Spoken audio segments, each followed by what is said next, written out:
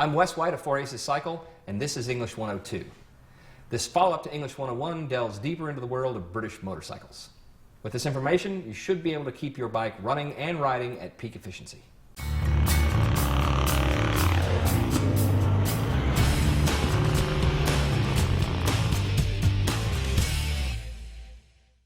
British bikes have hands down the worst reputation for electrical systems in the vintage motorcycle world. Although this reputation is not completely undeserved, with proper wiring components and a few upgrades, you can have a nearly foolproof electrical system that will help you keep your bike on the road and running good. The main thing you have to remember about any electrical system is that you have to make power, you have to regulate that power to a usable extent, you have to route that power to your various accessories and your ignition, and then you have to properly use that power, and in many cases you have to store that power so that you can use it later. If you remember these simple steps, make, regulate, distribute, and use the power that your bike makes, you can understand your system a lot better and keep it running much, much more smoothly. The first component that we're going to start with in that little scheme is the making of power. On your British bikes from the 50s all the way through the 70s, whether it be Triumph or BSA, you're going to make power generally the same way. You're either going to make that power with a generator, either 6 or 12 volt. In the early days, British bikes were equipped with generators. Later, starting in the early 60s, British bikes were equipped with alternators. This is a prime example of a generator used on all British bikes in the 1950s and some of the early 60s. It's made by Lucas, and it is a 6-volt unit. Fits in the front of the motor on most bikes. You're probably going to see it on your bike with this cap on the front. This is the way you make power on an early bike. On a later bike, both Triumphs and BSAs, and even Nortons in some cases, you're going to have an alternator, which is made up of a set of windings and a magnet. This is an early style alternator. This is also referred to as a stator and rotor. You have the stator, which bolts to the motor, and then you have the rotor that bolts to the crank and goes around. This is an early style. You can see the windings, and you can see where you might have some trouble. This is a later style here, also made by Lucas. They've covered up the windings and tried to make it a little bit more like a solid state unit. It keeps the windings cleaner and keeps it free of oil.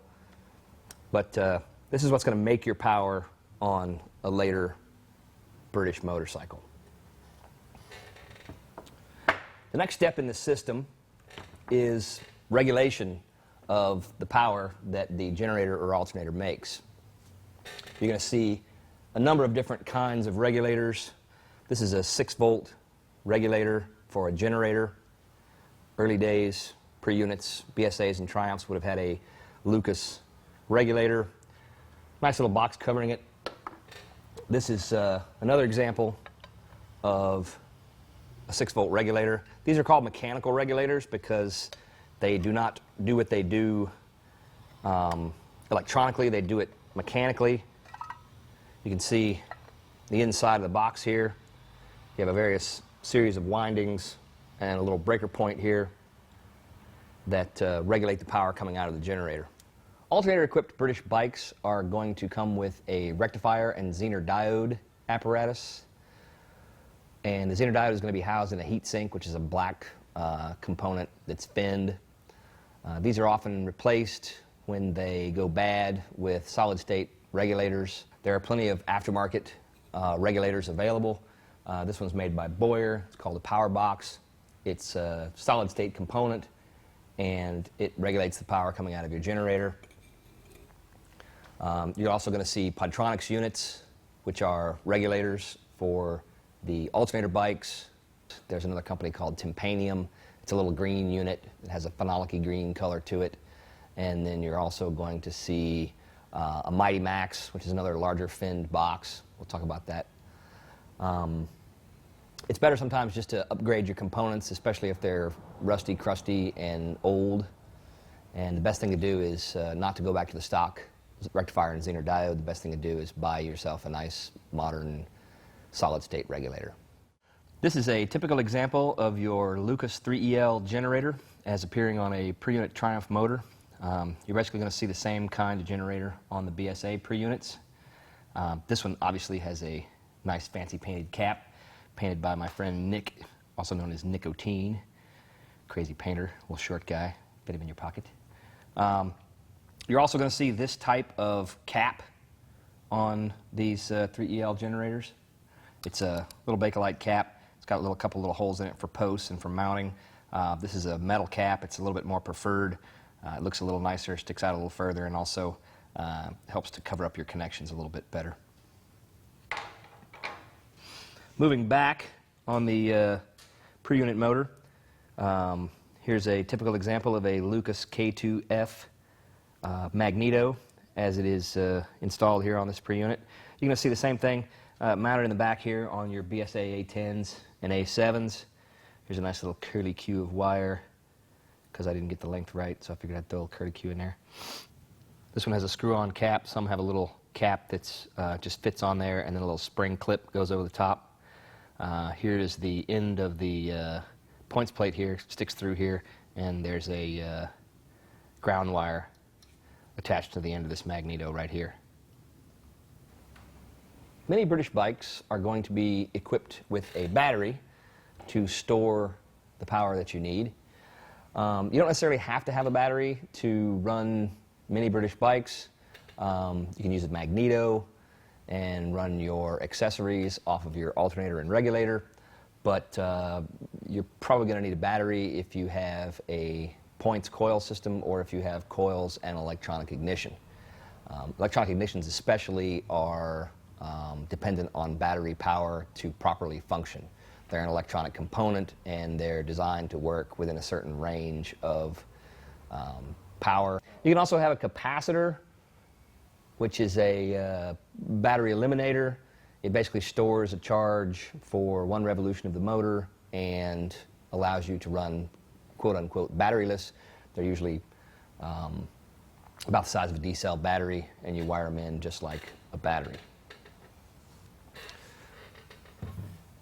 As important as all of these components is the way you distribute the power that you make and store, the way you distribute it to the rest of your accessories, including your ignition. You're going to want to run the wires to your ignition switch, to your brake light switch, run wires to your headlight and your tail light, and any other accessories you might have, such as heated grips. Probably not going to see too many heated grips on British bikes, but there are a range of accessories that you're going to have. The condition of your wire and the way you run your wire is just as important as any part of the system.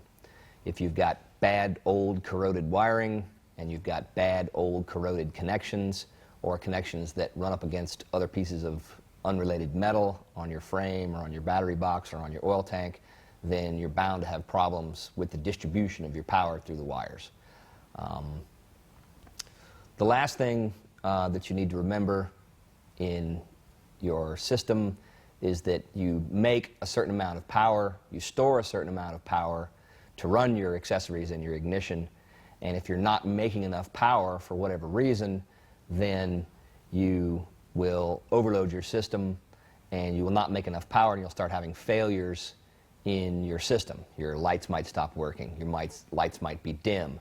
The worst thing, of course, is when your ignition circuit starts to fail, because then your bike won't run and you won't be able to get home. You'll have to call your friends to come pick you up, which is always very embarrassing. So the main thing to remember there is just understand what your system makes, understand the needs of your system, and then you won't get stranded beside the road because you've overloaded your system. Now is an excellent time to discuss the most important part of your electrical system, the ignition system. Again, your ignition is going to be distinct on your pre-units, BSAs and Triumphs, and your unit BSAs and Triumphs. In the early days of the pre-unit construction bikes, both BSA and Triumph, the ignition system was powered by a Magneto. Lucas made Magnetos. A company called BTH made Magnetos as well. This is a commonly available Lucas K2FC Magneto. It's the ignition system for the pre-unit bike. Of course, naturally you're going to find some aftermarket ignition systems as well. Joe Hunt and Fairbanks Morse. This is a Joe Hunt type Magneto. These were also made for your pre-unit BSAs and Triumphs. They're a little bit of an upgrade over the old Lucas Magneto. On your unit construction bikes, stock, both BSAs and Triumphs, they were equipped with a points coil ignition. This is a breaker points plate used in conjunction with capacitors, and also, of course, used in conjunction with coils. These are two 6-volt British coils commonly found on BSAs and Triumphs in the 1960s. Variations on this theme. A lot of choppers nowadays, a lot of customs are going to have a single dual lead coil like this one. Sometimes they're chrome, sometimes they're not. A variation on the theme for ignitions, a replacement part, an upgrade you might even say, is an electronic ignition. This would replace your breaker points on the unit construction BSAs and Triumphs. Electronic ignitions are very nice when they work, and they're also very nice when your system is in good working order, but they can be fairly problematic or extremely problematic depending on whether you have a good power making, power storing, and power distributing system. Also made aftermarket for the unit construction bikes, both BSAs and Triumphs, is the Magneto again. This is another Joe Hunt Magneto. Joe Hunt makes the Magneto for the pre-unit construction bikes as well as the unit construction bikes. The beauty of a Magneto system is that it separates your accessories from your ignition system. It allows you to run your ignition system completely independently of the other part of the power making, storing, and distributing system. Something else you need to remember with these Magneto ignitions is that BSAs and Triumphs have different rotations. The armature turns in a different way on a BSA and on a Triumph. A lot of times you can tell by looking at the tag on the Magneto.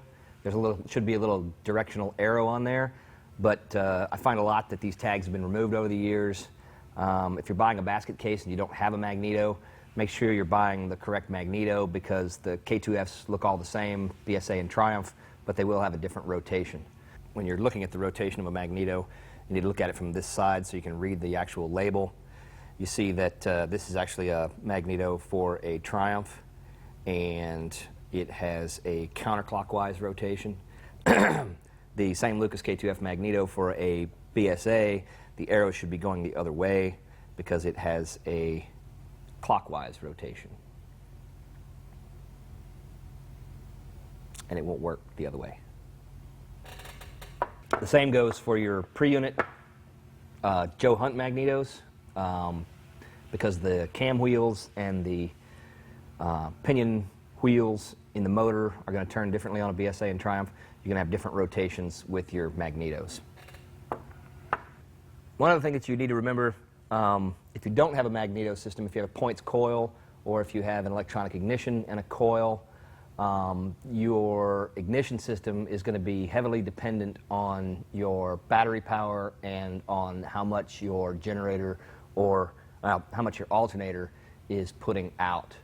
If you have a weak alternator, if you have a weak battery, then you're going to start having problems with your ignition system, because the ignition is dependent for its power on the battery and alternator. This is an excellent example of a Joe Hunt Magneto as installed on a unit construction Triumph. You can also get these handy dandy units for the unit construction BSAs as well. It's a nice clean way to split your ignition and your accessories and lighting system, making your bike a whole lot more trouble-free. As you can see on this bike, there is no battery. Kit runs his lighting circuit off of his stator and rotor through his voltage regulator straight to the headlight and tail light. The difference between this and having a battery is that it requires no key switch. The bike is kick and go, and the lights come on as soon as the motor turns over and starts running, eliminating the need for a battery. As you can see on this Magneto equipped bike, the wiring is extraordinarily simple. Kit's got it covered up with this nice asphalt type cloth covering, so you can't even see the wires. It's extremely discreet. You see a little bit of wire here going to the tail light, but basically the way he's got this thing wired is the alternator produces the power, and there's a couple little wires back here to this Podtronics voltage regulator, and then he runs his tail light and his headlight straight off of the voltage regulator. Makes it very clean and very simple. What you also have to remember is that the fewer wires you have on your bike, the less wire maintenance that you're going to have, the fewer connections that you have, means the fewer things that can go wrong. It's very zen. Less is more. Or, in this case, less is more.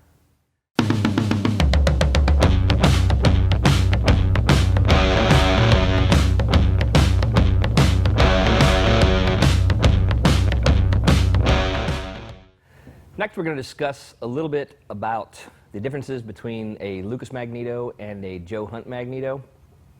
Magneto technology has been around forever, and so the basics of the two Magnetos are the same, but there's going to be some pretty good differences that may sway your decision as to whether to buy one or another if you don't have anything. The Joe Hunt Magneto is a magnetized housing and a rotating magnet that produces the power to run spark through the coil. The Joe Hunt Magneto has a separate coil, and of course the whole thing distributes its power through the use of a set of breaker points. And you're also going to have, anytime you have breaker points, you're going to need to have a condenser. You can see that the Joe Hunt here, it's very modular in that respect. You can see all the components. The Lucas Magneto is the same but different in its own way. The Lucas Magneto has a coil of wire wrapped around an armature, and the armature actually spins inside a magnetized housing. You can't see it. Even if I took this cap off, you wouldn't be able to see it. You can see the breaker points here on the end of the Magneto, just like we saw in the Joe Hunt. There is also a condenser buried in there somewhere, but you can't actually, even if you took this Magneto apart and pulled the armature out, you would not be able to see the condenser. Condensers go bad after a bunch of years, and it takes some pretty specialized equipment to dig into this Lucas Magneto and get that condenser out of there.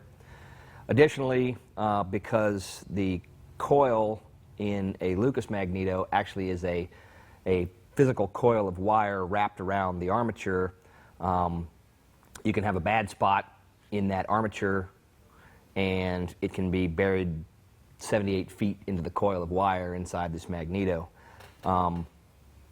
It's way easier to replace the components in the Joe Hunt Mag. The components are way less expensive, and if you're contemplating buying a Magneto, you may find that the Joe Hunt is better just because they're more available, and they are expensive, but if you take into consideration that a good Lucas Magneto, just a core could cost you a couple $150, and then to have it gone through to make sure it's going to be in good shape could cost you another couple $150 just for a basic rebuild on the Lucas Mag. You're getting close to the price of a new Joe Hunt anyways. If your armature is bad, then you're probably going to add another couple $100 to a rebuild cost to have the armature completely rewound. And there's only a few guys in the country who can actually have the skills and the machine to rewind an armature like that.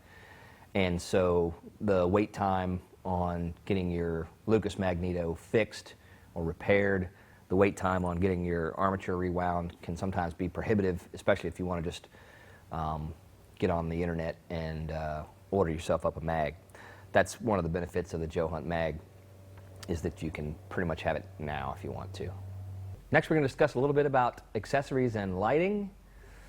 You have a headlight, a tail light, of course. You have a high beam and a low beam switch in your headlight. You have a brake light in addition to your running light on your tail light. You can have multiple key switches. You can have toggle switches. There's a brake light switch that makes your brake light actually work. And then other people have different components as well on their bikes. But the main thing you want to remember about these accessories is that you want to hook them up correctly, you want to direct power to them correctly, and you want to maintain your connections to them. And of course, make sure that they're actually working like they should. One of the more important switches that you're going to have on your bike is a kill switch. I think most DOT regulations nowadays mandate you have to have a handlebar mounted kill switch. You don't have to have a handlebar mounted kill switch, but it is sort of the safer option to have it where you can actually kill the motor if you need to. A kill switch is always a good idea if you have crusty old carburetors and your carburetors tend to stick, or your carburetors tend to stick when they're wide open going down the road. Nobody wants to be fooling around, looking for a key switch when they have their old Amal Carburetors stuck wide open. So it's a good idea to put your kill switch on the handlebar. You're going to run into a variety of different switches and components. Obviously, I can't show you all the possible switches and components that you're going to run into on your British bike, but I think with the basic knowledge of these things, you can learn to distinguish between two components and learn how they work. On a stock bike, and on a lot of custom bikes as well that have been resurrected from stock, this is the most common brake light switch that you're going to run into. This is a reproduction of a stock component. It runs off of the brake rod.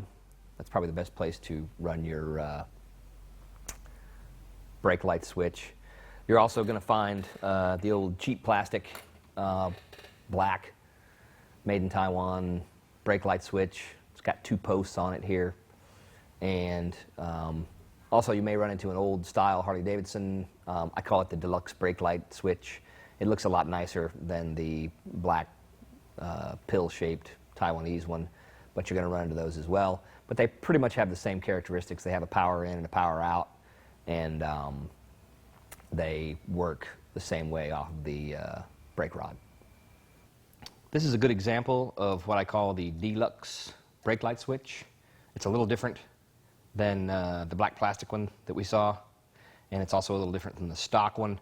I believe this is a vintage Harley-Davidson reproduction taillight switch, but it's the same thing in that it has a power in and another terminal over here to accommodate your brake light. Basically, what you have here is a spring attached to the brake rod. You actuate the brake. This little pin pulls out of the housing and actuates the brake light switch. Next, we're going to discuss a few of the common problems with some of these old components. The first thing we're going to cover here is a generator. This actually looks like a pretty healthy generator, but there's a few things that can go wrong with these generators. I'll point them out quickly. These are little graphite brushes, they call them. They rub up against the armature here. These brushes can get worn.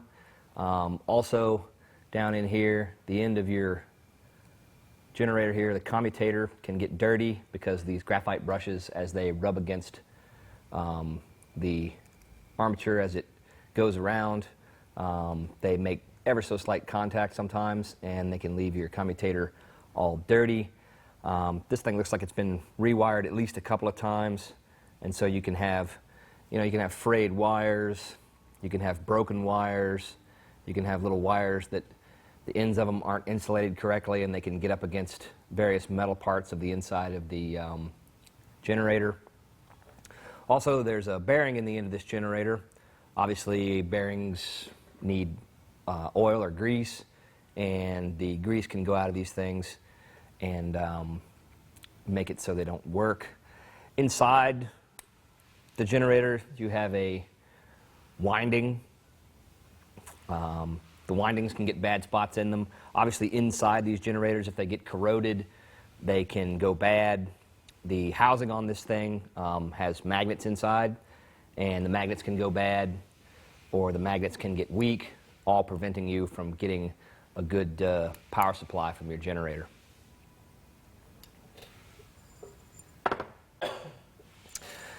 The same thing goes for the old alternators.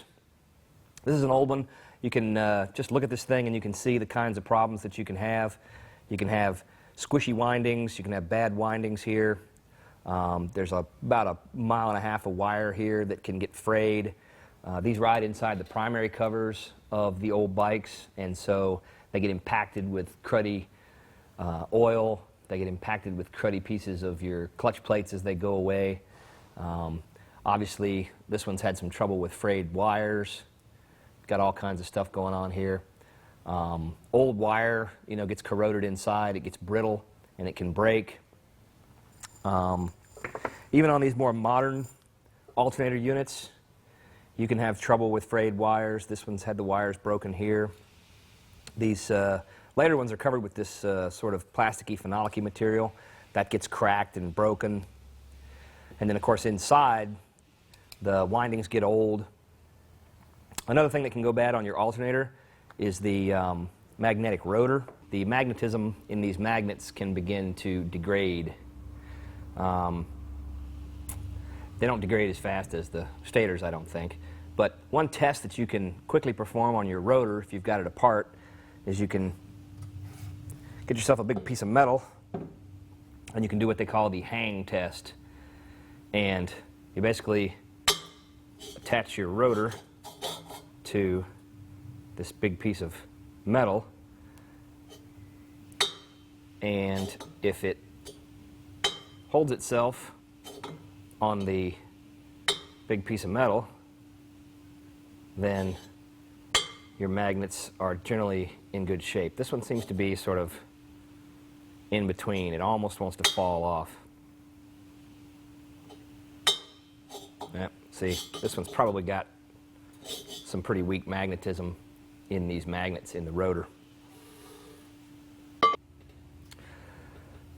With your electronic regulators, it's more difficult to know what's wrong with them.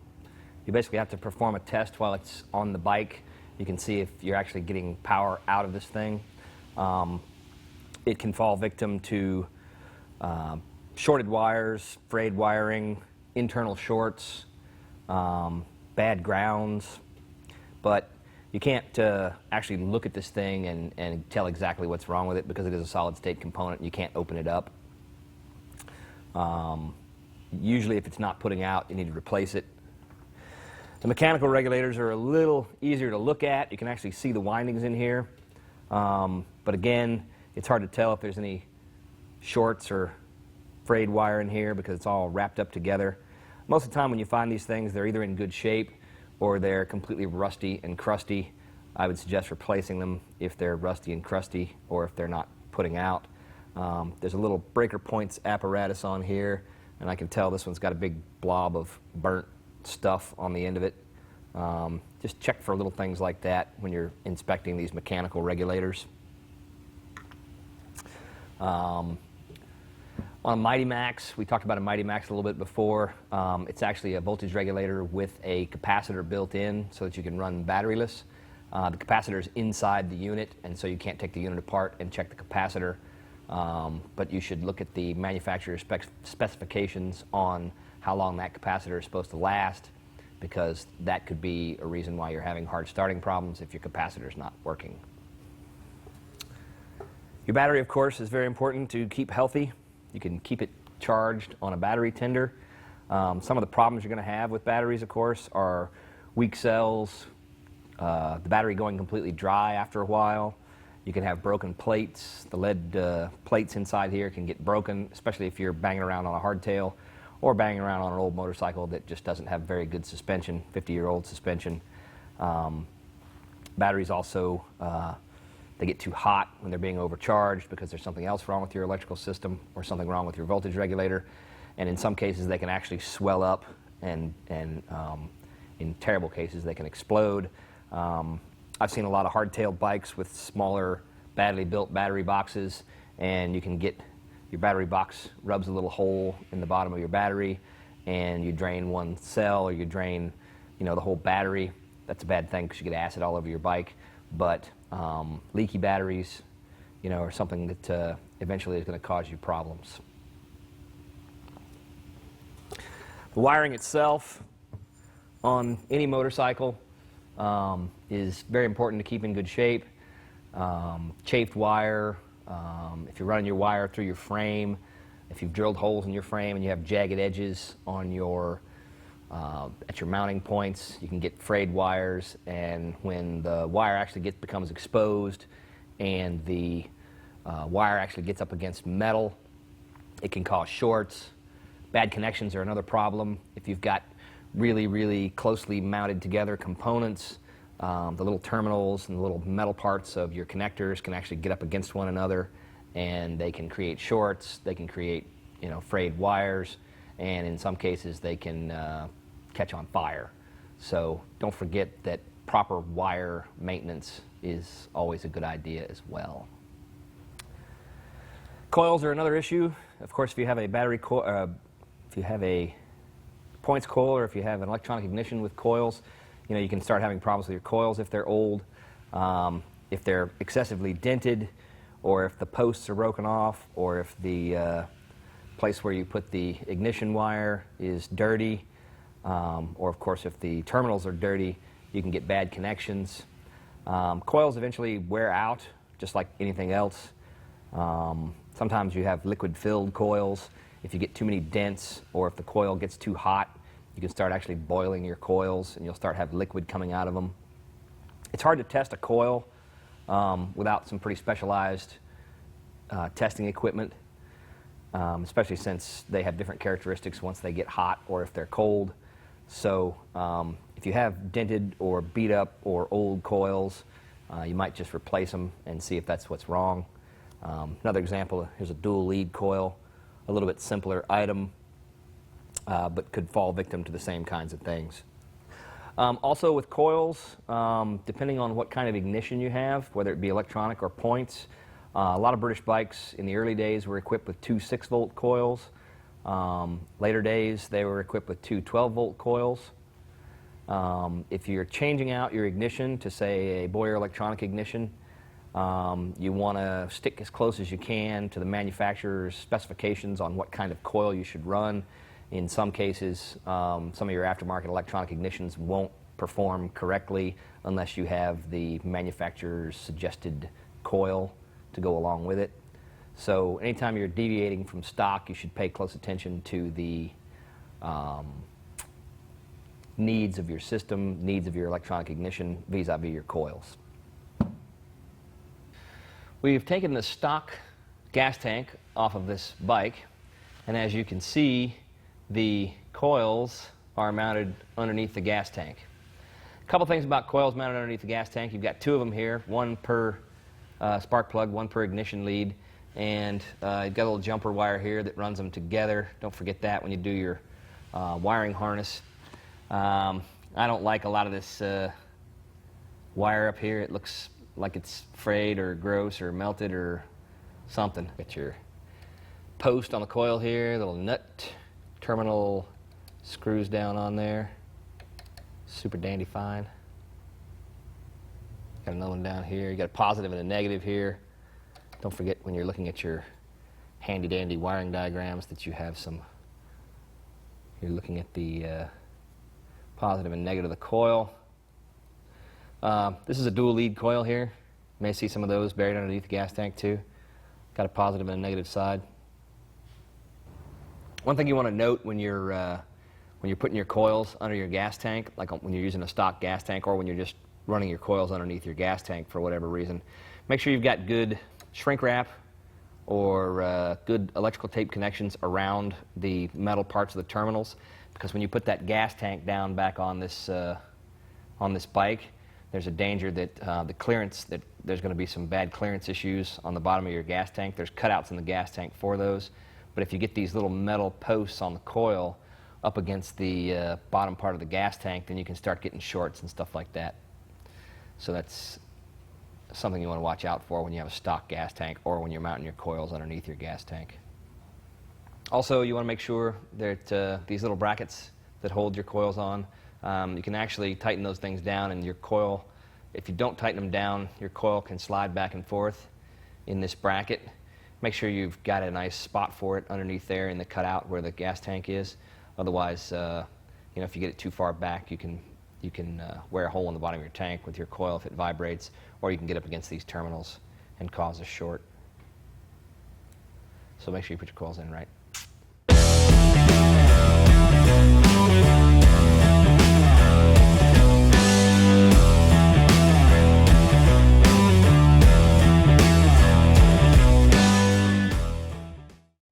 Your system, of course, also includes accessories, and you can have a myriad of problems with your accessories as well. Same kinds of things: broken connections, internal shorts, brake light switches can go bad. You have bad connections. Basically, you have, like on this one, you have two wires connecting together. If you don't have a good connection, obviously it's not going to work. On a headlight and tail light, obviously bulbs blow out. On an ignition switch, you can short out your ignition, short out the switch. Frayed wires going to your various accessories are a bad thing too. So you want to keep an eye out on all your accessories to make sure they're all hooked up right. One of the most common things that make a headlight or a tail light not work is a bad ground. Make sure when you're grounding out your various components that you scrape the powder coat off your frame or scrape the paint off your frame, or triple trees when you're trying to ground these components, because a bad ground can obviously make one of your accessories not work. After you've scraped your frame and made your grounding connections, it's never a bad idea to go back later and make sure that where you've scraped the paint off the frame, that it's not starting to rust. It's a good idea to check your connections to make sure they're not rusting, especially if you live in a very wet climate. Your bare metal can rust very fast, and bare metal is rust is the enemy of a good ground. Use a little dielectric grease on there too to help things not rust when you're making your connections. As far as magnetos go, you can run into some problems as well. There's not a whole lot with the guts of a magneto that you can fix yourself. Magnetos are best sent to trained professionals to get fixed and tested properly. Obviously, you can have some bad wires in your magneto. You can have a weak armature. You can have a bad coil, or the magnetism in the housing of your magneto can get weak and it can stop working altogether, or you can have a weak spark, or you can have an intermittent spark. The best thing to do with magnetos is, when you have an old, untested magneto, is to send it off to somebody who knows what they're doing with it and have them go through it. There's a lot of companies around the country that can help you out with your magneto, both parts-wise and service-wise, at least on the Joe Hunts and the Fairbanks magnetos. The Lucas magnetos are a little bit more specialized item. A lot of the parts for them are kind of hard to find, but they suffer from the same kinds of old bike issues that a Joe Hunt magneto could. Bad windings, bad connections inside the pickups here. They get dirty and corroded inside, and because they've been sitting beside somebody's house for 100 years waiting for you to come and buy or resurrect. And like I say, the mags, it's better to send them off to somebody who knows what they're doing, because you can actually do more harm than good sometimes when you're trying to fix these things.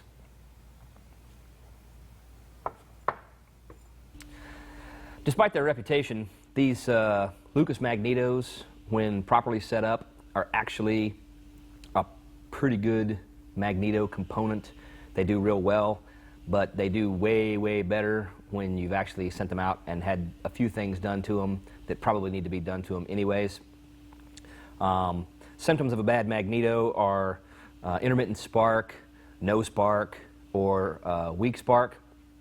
And this is usually caused by weak magnets, a bad condenser, or a bad spot in your windings. I don't know how many times guys have called me and said, man, the bike runs fine for about half an hour until it gets really hot and then it dies. And then by the time it cools off and I've cursed it a lot, it actually will start up and get me home, but it does the same thing every time. That's symptoms of either a bad condenser in the magneto or even a bad spot in the armature, which means it needs to be rewound.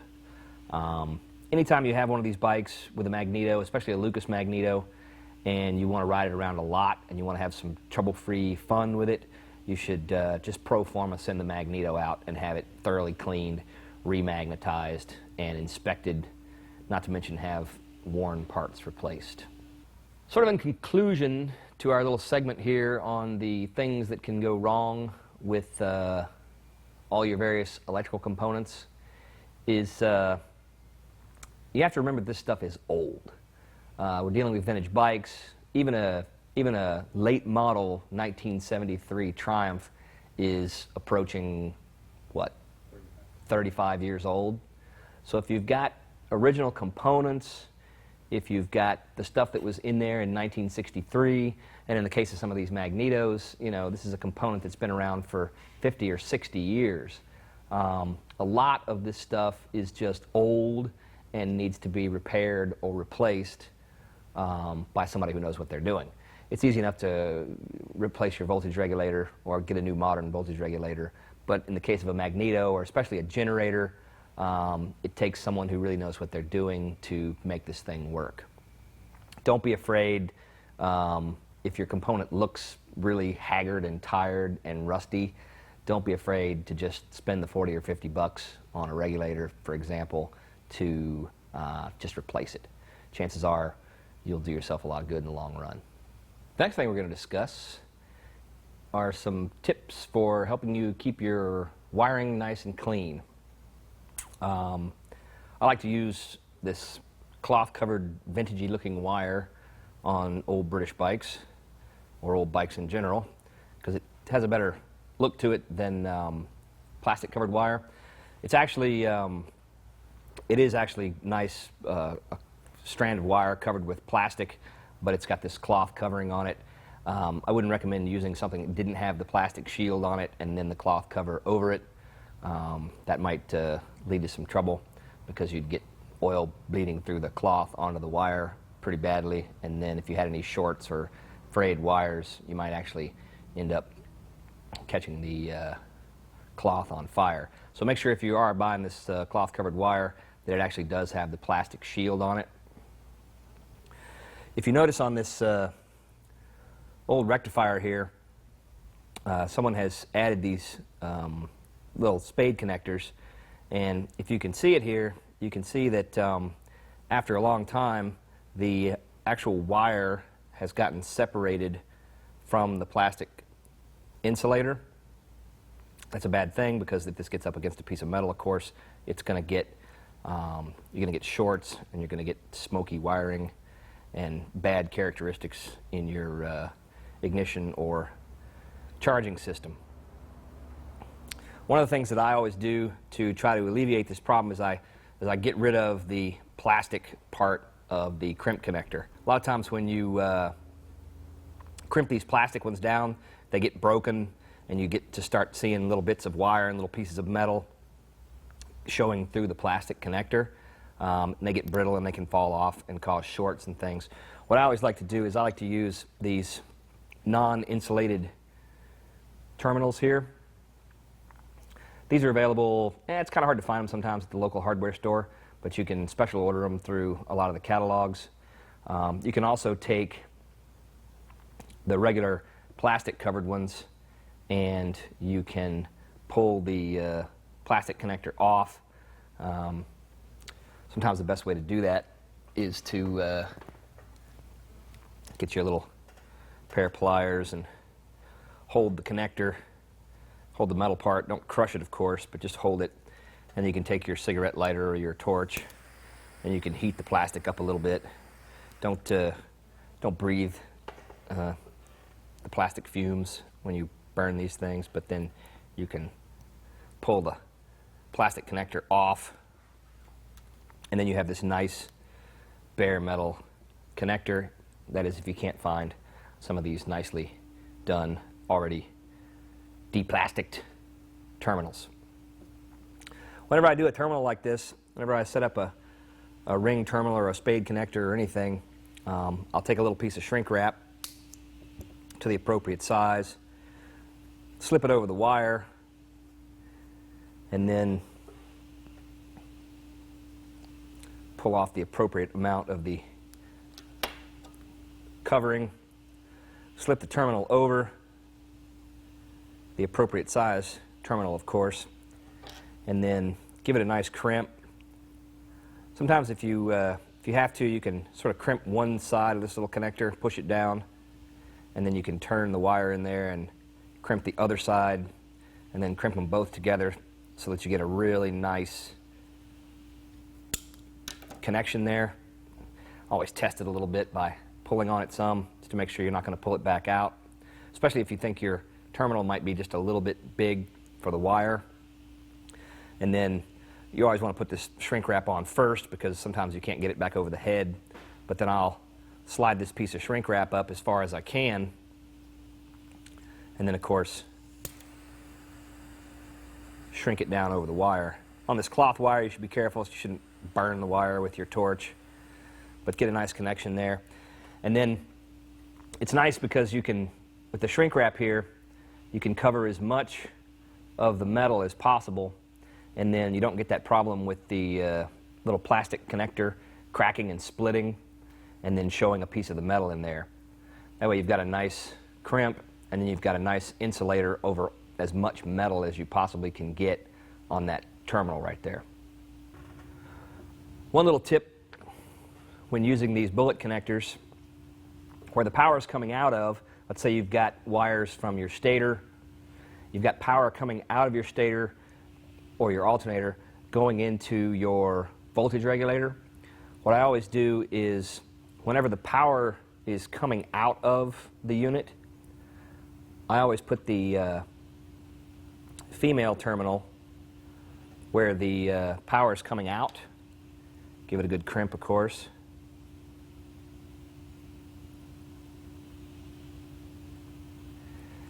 And then I'll take some shrink wrap and I'll pull it all the way to the end of the female terminal so that you cover up all the metal. And then, of course, you know, shrink wrap it down.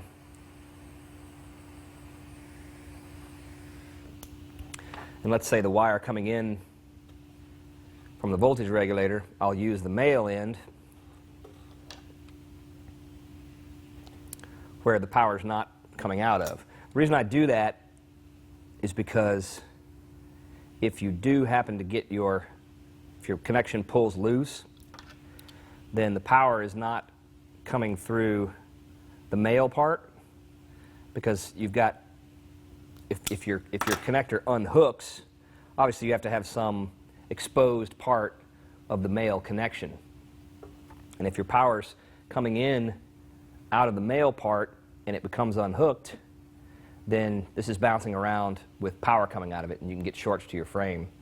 Whereas if the power comes out of the female, if it unhooks, then you've got this nice covering of shrink wrap on there that's going to keep it from shorting out on the frame, or keep it from sending electricity through the frame or through any metal component that's hanging around there.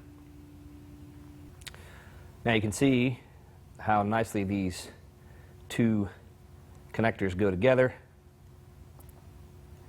and for the most part you can make them so that your shrink wrap covers all the metal here. If you've still got a little bit on there of metal showing, what you can always do is, once you shrink wrap the individual pieces, you can always take a slightly larger piece of shrink wrap and you can run it over and you can shrink wrap over the entire connection if you're worried about a little bit of metal showing underneath your original pieces of shrink wrap under there. This makes for a nice, clean wiring job. Makes for nice, clean connections that aren't going to get shorted out. And it just cleans up your entire wiring job. One thing I always do is when I'm wiring in the various components, let's say this is I'm wiring this into the regulator, what I'll do is I'll use bullet connectors. That way, if later on you've ridden around some and maybe you have had some problems, I'd like to be able to disconnect the connection fairly easily and then maybe test the output of my stator. Whereas if you hardwire all this in with long pieces of wire from each one, and then you say you use like a butt connector here, then you might actually have to cut the connections to get your regulator off, or cut the connections if you want to, say, replace your tail light with something a little more stylish. So if you make it modular, in other words, make it unhookable, then you're way better off in the long run for troubleshooting and stuff like that. Another little trick, if you've got just a little extra wiring and you want to do something a little spiffy with your wiring, you can make a little curly Q, a little decorative curly Q. The way you do that is by tightly winding your wire around your screwdriver, and you get this nice little decorative curly. I know I'm bad about cutting my wire just a little too long or a little too short. A little too short, of course, you have to go back and cut another piece. But when you cut it a little bit too long and you don't feel like going back and redoing your connection, then you can always add one of these stylish little curly Qs to your wiring. One last thing before we leave wiring and go look at a motorcycle is I'm a little wary of any wiring job that has a spade connector on it. I big time prefer the bullet connector. One of the reasons why a spade connector is not as good is because it has a lot of jagged ends. It's hard to get a piece of shrink wrap over, and then it makes for bigger connections. You can see the difference between the connection you make with a bullet connector and the connection you would make with a spade connector. Sometimes on stock British wiring, and then even sometimes on switches, they'll be set up to use a spade connector, and you're going to want to use them. But for the most part, I try to stay away from spade connectors. Next, we're going to cover a few troubleshooting tips when you are dealing with your British motorcycle, whether it be a Triumph or a BSA. There's a few things you can do to do some basic testing if your bike's not running or not running right. This bike here, customer called me and said that he had a little bit of smoke coming out of the wiring around the oil tank, and then he said it wouldn't run. So what I did was, first thing is I would just want to take a look at the wiring and see what's going on. I'm not sure. Some of this black stuff on the wires here, as I inspect it, looks like maybe it's the goo off the electrical tape that's been on here a little too long. This couple strands of wire here seem like they're pretty old and crusty. I can see where this wire here is rubbing up against metal. It goes down through this little trench here behind the oil tank. There's a lot of potential for scrubbed up wire in there. Here's a nice slice in this black wire here that's right up against the oil tank. You can see the bare wire in there. I can totally see where he may have been getting some smoke now that I look at this a little closer. But just for laughs, let's say he didn't smell the smoke and the bike just wouldn't start. There's a few troubleshooting things you can do just to save yourself some headaches. The first thing you can do, of course, is just remember what we said about knowing your system. I know this bike has a Boyer electronic ignition in it, and so I know that Sometimes, well, all the time, when a battery is low, boiler ignition is not going to want to work properly. So the first thing I'm going to do when I look at this bike, troubleshooting wise, is I'm just going to use the old voltmeter here to test the battery. And testing the battery. Well, the voltmeter is reading 10.3. So if the voltmeter is reading 10.3, I know that there is no hope for me to start this motorcycle because I know it has a boiler electronic ignition.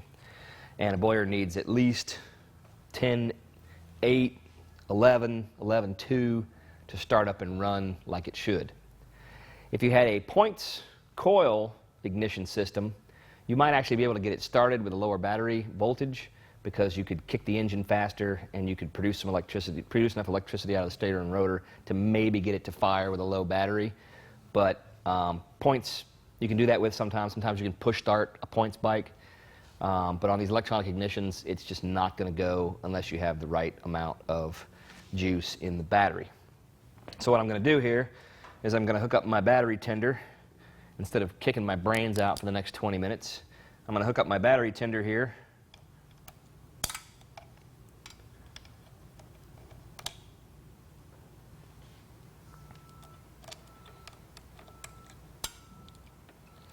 And I'm going to throw a charge on the battery while I go to lunch. So I come back from lunch and I pull my battery tender off after a couple hours. I like nice long lunches. I got 12.2 volts in my battery now, which is a good thing. That is enough to make the electronic ignition work as long as the charge remains the same on the battery, or at least as long as the alternator puts enough charge into the battery to keep the battery up. The next thing I'm going to test before I start kicking away on this bike trying to produce spark is I'm going to look for any fuses, and I found a couple of fuses in here. I'm not sure why there's two of them, but there's a bucktooth fuse in here, and then there's an inline fuse, and I'm going to make sure that neither one of these fuses has blown out, because if you've got a fuse on your ignition circuit and it is blown out, the bike is not going to produce spark, especially in cases of frayed wiring and stuff like that. You should check your fuses, because frayed wiring and smoking and stuff like that can lead to your fuses being blown before you blow out your whole system. So check your fuses. Well, we have a full charge on the battery. We have our fuses intact, and let's pretend like we haven't discovered this frayed wiring, because you wouldn't want to try to start your bike with the frayed wiring. You'd want to fix it first. The next thing we're going to do, like I say, before I start kicking my brains out on this boiler ignition, is I'm going to pull a spark plug.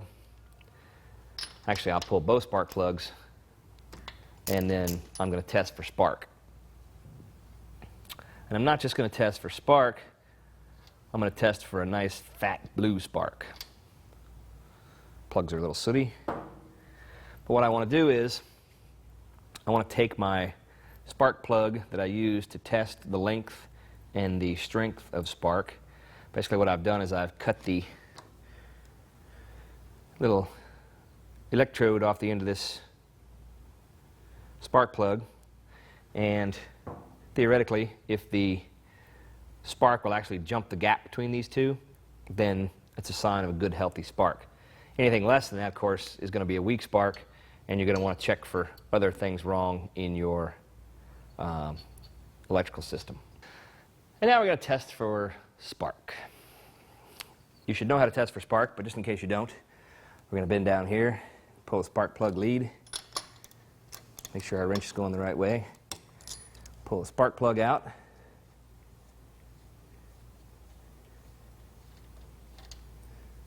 check it out. This one's a little bit sooty. Could be part of the hard starting problem.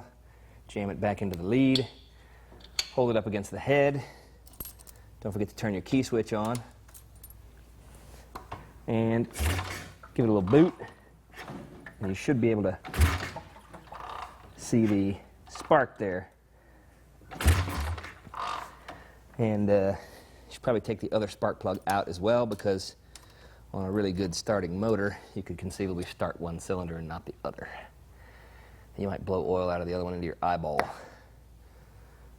Another thing you can do is you can cut the end off of your spark plug, and you can test for spark by making sure that the spark jumps completely across the gap there. That's sort of a anecdotal test of your system there. Make sure you're producing really good spark, is that you have a nice long spark that goes across the gap in your, between the threads and the electrode, not just between the little post and the electrode. Don't over tighten your spark plugs. I like 14 pounds on the torque wrench. Plus, when you torque your spark plugs, it makes you look really professional. Now, you know, something else you can do after you've done all this is you've messed around, you've turned your ignition on 4 or 5 times. Something else you can do is just retest your battery. Because basically what we've been doing is every time we turn this thing on, every time we mess with a light switch, we are putting a load on the battery. And so part of that poor man's load test is after fiddling around with it for 10 or 15 minutes with the switch on, supposedly only drawing a tiny little bit of electricity out of the battery, you may have degraded your battery. And that's another sign of a battery that's bad. But let's say, just for laughs, I have a good spark here. So I'll probably clean this plug before I put it back in, but just for the sake of moving along here, I will screw it back in and not clean it. Something else while you're pulling your plugs out, if your plugs are excessively sooty or if they're all fouled up, that could be a reason why you're having hard starting problems. I suspect on this bike the hard starting problems come from the low charge in the battery in combination with the Boyer ignition. Although if you have a low charge in your battery, whether you have points or a Boyer, you should charge the battery up before you go too much further. Now, something else we can do here is we can kick the bike, see if it's going to spark, and then see if it's going to run with a simple little bit of charge in the battery. But let's say you charge the battery up and you start kicking and the bike starts to spit and pop and sound like it's got ignition problems. Well, you may have a weak battery, or you may have a dead battery and not know it. You may actually be able to charge your battery back up to a 12.2, but then as soon as you put a load on the battery, that is like turning on the key switch or turning on the headlights, you're putting a draw on the battery. It may actually be drawing the battery down to a point where it's not going to have enough juice in it to fire the electronic ignition. And you can do a load test with one of these really nice load testers that you buy at the auto parts store. Or you can actually take your battery down to the auto parts store, get a full charge on it, and then take it to the auto parts store and get them to do a load test on it. Basically what it does is this thing hooks it up, and this little switch down here at the bottom puts a load on the battery. And if it drags the battery down to where it's weak or bad, then you've got some battery issues, which we discussed before. If you don't have a load tester in your garage shop, and you don't feel like driving to AutoZone, or it's Sunday night when you're messing around with your bike trying to get it ready for Monday's ride, you can do what I call a poor man's load test. Get your voltage meter. If you don't have a voltage meter, you got no business with a British bike with a Boyer ignition in it. So go buy yourself a voltmeter. And don't call me on the phone asking questions if you ain't got a voltmeter. What you can do is you can put your voltmeter terminals, positive, positive, negative, negative. You can see you got a 12.2 rating on here. And then what you basically want to do is just turn your ignition switch on.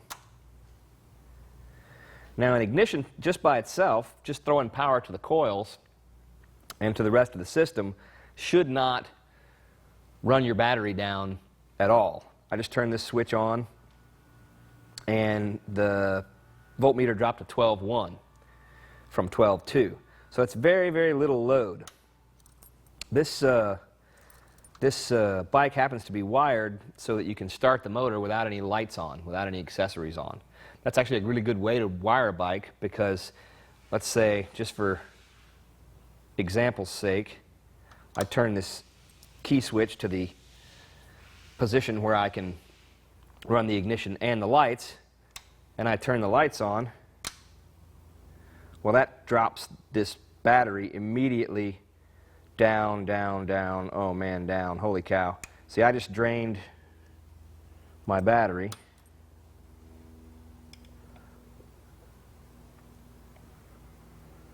I just drained my battery about 0.4 volts by turning those lights on. So now I suspect that there's something wrong with this battery. Maybe it's on its way out. But if you think about it, by the time you get your key switch turned on, and you get your carburetor tickled, and your fuel taps on, and you give the bike a couple of kicks, if you've got your lights on and you're trying to run this bike, by the time you get all that done, I mean, in just a few seconds, we degraded that battery a couple of volts with the lights on. So imagine yourself in the garage. You think you got a nice full charge on your battery because you charged it for 2 hours while you were at lunch. You come back, you flip everything on, you start kicking. It starts maybe one time, revs just a little bit, and then dies. And you think, well, I got this fresh battery charge. What's going on? And you chase your tail for about 2 hours, wondering what the heck's going on with your bike. And then finally you think to look and stick the voltmeter back on your battery, and now you're reading 6.2 volts. So chances are you got a bad battery. So this one's gone back up now. With no load on it, it's still at 12.1. With just an ignition load on it, it's about 12. So this is a nice way to do, like I said, it's a kind of a poor man's load test. But it worries me that that battery went down so fast when I turned the lights on, because it makes me think that even once the bike is running and the stator is producing electricity and trying to keep up the battery to keep up with the needs of the system, that it's just not going to happen. So do the old poor man's load test on there and see what's going on. This is the stock heatsink here for the stock Zener diode. If we look a little closer down here, you can see this is the rectifier here. It's an aftermarket item, probably from the early 70s. It replaced this guy right here, which is stock from the factory in England. If you look down here on this rectifier, looks like the connections have been wrapped with electrical tape fairly badly. I can see them, they just slide right off because they're old and gooey, gotten hot. There's a bunch of connections down there together. I can see bent wires, and I can see metal coming off of these connections that might be getting up against the frame. This wire here hanging down below the frame back here to the diode is a big trouble spot waiting to happen. You get junk in this connection here and it get all cruddy inside. This wire could get taken out by a rock or just about anything while you're on the road. If you look at this light switch here, got this 3-position light switch, looks like on, and or off, on, and on. See how closely mounted it is to this key switch? Somebody's wrapped electrical tape around here. And I can tell you why they wrapped electrical tape around there, because they're probably getting shorts between the switch posts here and the top of this key switch housing. These little connectors here, you should probably never use these little connectors. I don't know what those are. What do you even call those?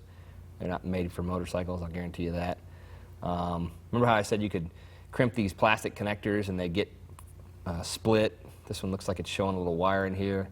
I'd be less worried about this one here than I would be this one, because it's so close to this key switch. If you mess around with this switch at all, you can see that it's got some goo on it here where somebody tried to glue it onto the couple of threads that it could get through this little bracket they've made. This is the hinkiest thing ever. I mean, look how this moves around. You can imagine its speed on a hardtail bike, 60 miles an hour. This thing's vibrating like hell, and it's coming down here, and it's shorting out against the housing of the key switch. If you look up here, you see the guy's got 2 fuses. Not exactly sure why he has 2 fuses, because I'm unfamiliar with this wiring system. It is definitely homemade, but he's got 2 fuses, one bucktooth and one inline. But you know, all this stuff zip tied together and running all over the place. There's just a lot of potential for some big trouble in this wiring system here. Just too much metal and too much frayed wire and connections running around in close proximity. If your wiring looks like this and you have split wires where you can see smoke coming out, you should probably tear it all out and rewire the whole bike. If you just had it rewired and it looks like this, you should cram it up your mechanic's ass.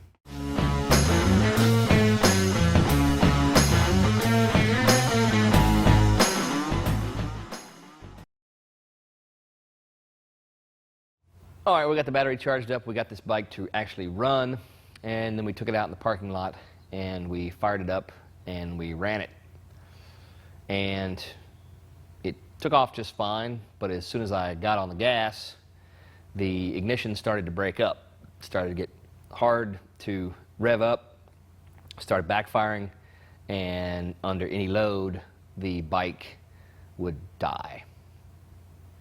So this could be a couple things. I'd want to definitely check out the carburetor, but I would want to do a little bit further testing on my battery. I would definitely want to get more than the poor man's load test going on it.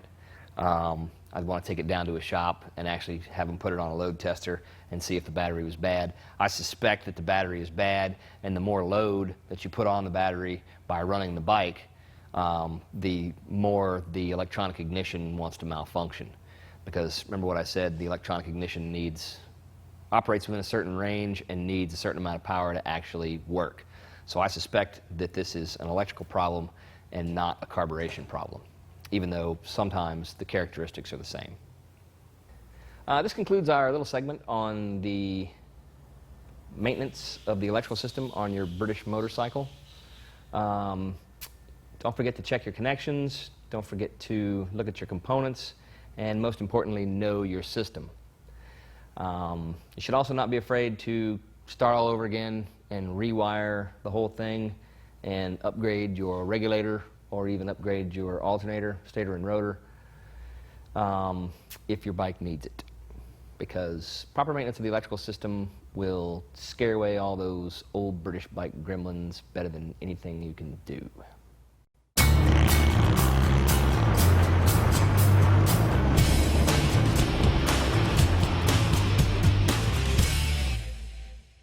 Now we are going to examine your typical vintage British motorcycle front end, also known as a hydraulic fork.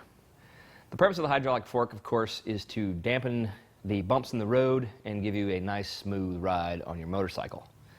This is accomplished through a variety of things, including a set of springs inside here, but not only a set of springs, but a few bushings, and in the case of most British bikes, a fairly complicated little series of dampening mechanisms that allow the oil in the fork to squish around and not only oil the bushings, but help you get a smoother ride out of your front end. Before we disassemble this front end and show you the mysteries inside, I'm going to discuss a few reasons why you should maybe take apart your front end and examine it. If you just bought a bike and it shimmies when it goes down the road or has excessive vibration in the front end as you're riding down the road, or if you feel like you can grab the fork legs and you get too much excess movement in the legs, you may have a series of things wrong with your front end. The bushings in here may be worn out. The dampening mechanisms in the bottom of the tube, in the bottom of the leg, may actually be all filled with dirt and crud. I don't know how many of these front ends I've taken apart and there'd be 1.5 inches or 2 inches of dirt turned to disgusting oily mud in the bottom of these. How mud gets in the bottom, I have no idea, but I've seen plenty of it. You can also experience symptoms like pogoing down the road, too much bounce in the front end, or a shimmy. Before you just go higgledy-piggledy and tear your front end apart, you should probably check for tightness of your pinch bolts, check for tightness in the axle, check that the pinch bolt on your top clamp is actually tight. Your crown nut up here, you should check and see if that's tight. Do that before you just rip into your front end. But if all those things are good to go and you're still having some vibration and shimmying and wiggle woggly legs, then it might be time to go ahead and take apart your front end and give it a nice going over and replace any worn or worn out parts. One other thing that you should check before you rip your front end apart is you should check to make sure you have the correct level of oil in the front end. You want to consult your manual, but I think about 175 cc's is about the average for these front ends per leg. If you don't have any fluid in your leg at all, then that might be part of the reason you're having some trouble with it. You can also kind of eyeball your front end and see if your legs are maybe a little bit bent. Usually they have to be bent fairly dramatically for you to notice, but it may not be a bad idea to look for bent fork tubes before you take the front end off. All right, well, let's just jump right in and see if we can't disassemble one of these legs and show you what's inside. First thing you're going to need to do, and we're not going to completely do it here because I already know there's no oil in this front end, is you're going to want to take the oil drain bolt off down here, take it out, and drain the fork leg. If you pull it out and no oil runs out of your leg, I would suggest you take a safety pin or a clothespin, not a clothespin, but a safety pin or a piece of safety wire and stick it up in the little hole. And because, like I said, there's oftentimes a big chunk of mud in here, and if the hole is blocked up, then of course there's not going to be any oil run out, and you're going to get the whole leg off, and maybe you've got it upside down on the bench, and all of a sudden you're going to start losing fork oil all over the bench. So take this little bolt out and drain any oil that's coming out of the front end before you take anything else apart. While we're on the subject of fork oil, there's no real way to check your fork oil, or at least check the amount of fork oil that you have in the leg. You basically have to just take the drain plug off and drain the oil out and change it. Never a bad idea anyways, especially if you don't know what's in there. I recommend a 20 weight oil, or if you go to some of these motorcycle accessory places, you'll find PJ1 or some other lubricant company has a nice fork tuner oil that you can use that says right on the bottle, fork tuner oil. All right, well, let's just go right on into taking this front end apart. Before you undo the pinch bolts up here, you should take the fork caps off first. Reason for that is, if these caps are really, really tight in there, then if you take the pinch bolt out first, then the tube can simply turn, and then you don't have anything to hold the tube while you're unscrewing the big cap up here from it. I have this handy dandy specialized tool here that's not a crescent wrench that I can take this cap off with. Sometimes on these models with a fork lock up on the top crown, you won't be able to get your specialized tool in there, and you'll be forced to use something else, such as a crescent wrench. But you can use a crescent wrench, but it's better if you have the correct tool here. If you move the front end to where you've got the, you're working against the fork stops, you can usually hold the front end down, or you can have a friend grab the legs and, there we go. Just knock the nut loose and take the top nut out. It's always important not to drop this, because if you still have your tank on your bike, you can drop this. It's fairly heavy. It'll dent your tank. You don't want to be denting anything. This one has a couple of American bolts for the pinch bolts. So we'll now take the pinch bolt out.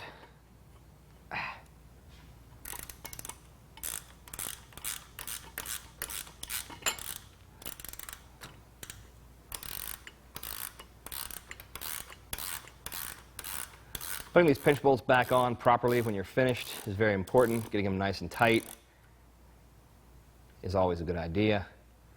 It's one of the things that can create that vibration we were talking about.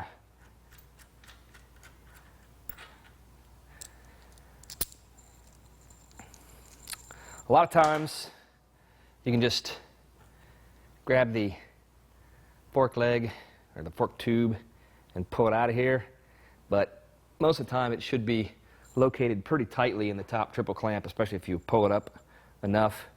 I've seen some guys fix little posts on top of here where they can screw the cap back down and give it a whack.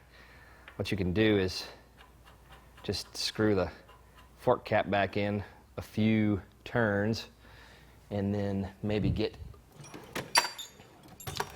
yourself a nice handy dandy dead blow hammer with a soft head and knock the fork tube out of the top crown. That was fairly easy and we didn't do any damage to our threads. At this point you want to be careful because you will drop some stuff. This thing's got some non-standard covers on it here. Just be careful as you take all this out. If you've got a big headlight assembly on here and you've got all kinds of stuff, then you're going to want to be very careful to not knock anything off. When taking these legs out, you can actually leave the triple tree in place just like we did now, but if the bike's brand new to you or if you don't know what's going on in your headstock, it's never a bad idea to go ahead and just take the triple tree out and check for proper lubrication of your. As you can see, we have the spring here. Most of this stuff is just going to come apart as is. Don't forget, most of these models with the big seal holder, they should have a nice big washer down inside the seal holder. That's so the if there's a sharp edge on the spring, it's not going to cut into your seal, which actually rides right down in there. The next step is going to be to take this seal holder off, and I usually seal them with a little bit of sealant. Most of the time these seal holders have been on for decades and they're going to be pretty stuck mojo on there, and so you're probably not going to be able to just grab them and unscrew them. You may notice these little holes on either side of the seal holder. That is factory notches so that you can use the factory authorized tool here to pull the seal holder off.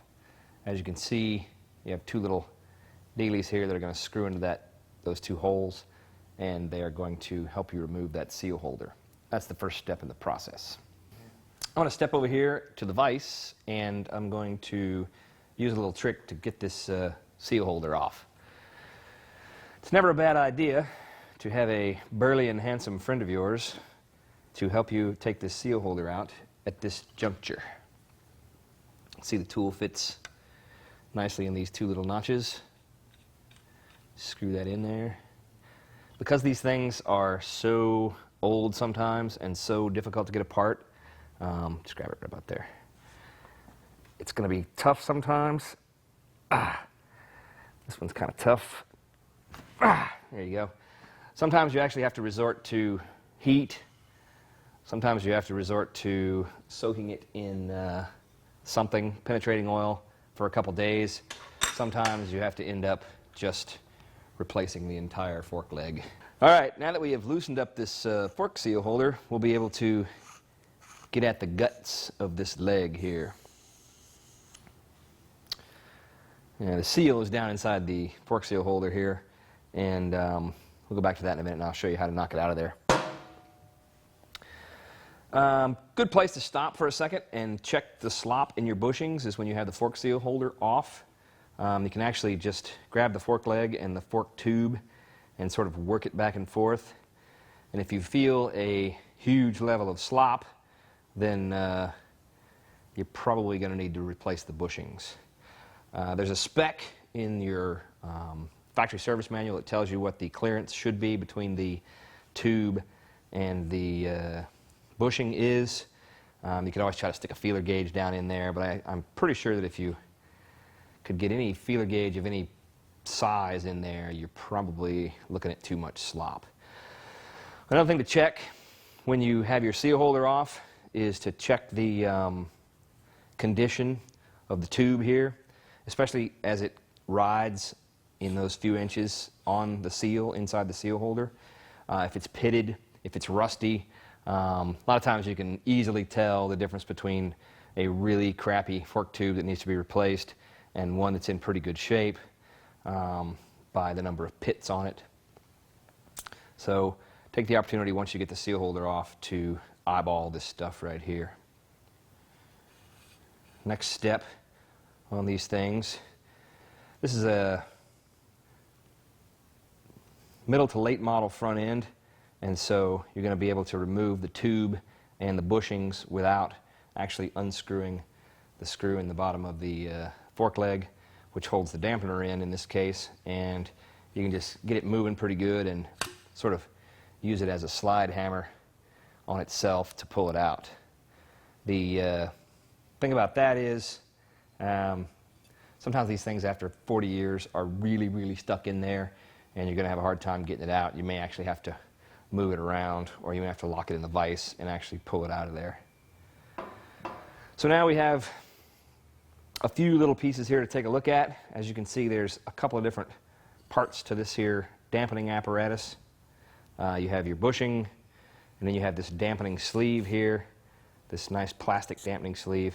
Basically, it rides up and down on the inside of the leg and covers and uncovers all these series of little holes in the fork tube, which restricts and also allows the flow of oil back and forth around the bottom bushing and around the tube and the dampening sleeve, which dampens your vibrations and helps you have a smoother trip down the road. The last part down here that we have is a nice fork bushing here on the bottom, just like the fork bushing we have on the top. Notice the difference: the one on the top has a lip on it, the one on the bottom has no lip, so that it can be slid all the way down into the leg. The last part of this tube here is the lower fork cap. We're going to get into these in a little bit, but you want to make sure you have a nice parts book that tells you which actual cap you're supposed to have, because depending on what year lower fork leg cap you have, it's going to determine, well, it's going to be an important factor in determining which dampening cone you need in the bottom of your leg. We haven't seen the dampening cone yet, but we will in just a few minutes. If you're replacing the bushings, this one comes off here. Dampening sleeve comes off as well. And then we're going to need to step over to the vise one more time so that we can get this lower fork bushing off, because you have to unscrew this lower cap before you can get this fork bushing off. So now I'm going to move over to the bench. Sometimes one of the most difficult things you can do when disassembling these front ends is to get this bottom fork bushing off. Because the fork has sat with water in the bottom of it for 20 years and gotten all rusty, this cap here gets to be very, very difficult to get off. In addition, I don't know of anybody who sells the correct factory tool to actually take it off, and so chances are it's been mangled once in its life. If you can get past the rust, sometimes you can't get past the mangling, but you do have to get this bottom bushing off. It's a little less important if everything is completely messed up. If your fork tube is in good shape, you're going to want to keep it pretty gentle with the vise. Otherwise, you're going to end up crushing your fork tube or scraping it to the point where the seal won't seal. But you can put it lightly in the vise, and hopefully this nut will come off the bottom. If you have to sacrifice something, sacrifice the bushing. It's the cheapest part. But anything you can rescue and reuse from this front end is good. So I'm going to use the totally unfactory approved set of Nipix pliers here to get this fork cap off. If you're careful, you can do this without screwing it up. Sometimes it's really hard, but actually this one's gonna be nice to us.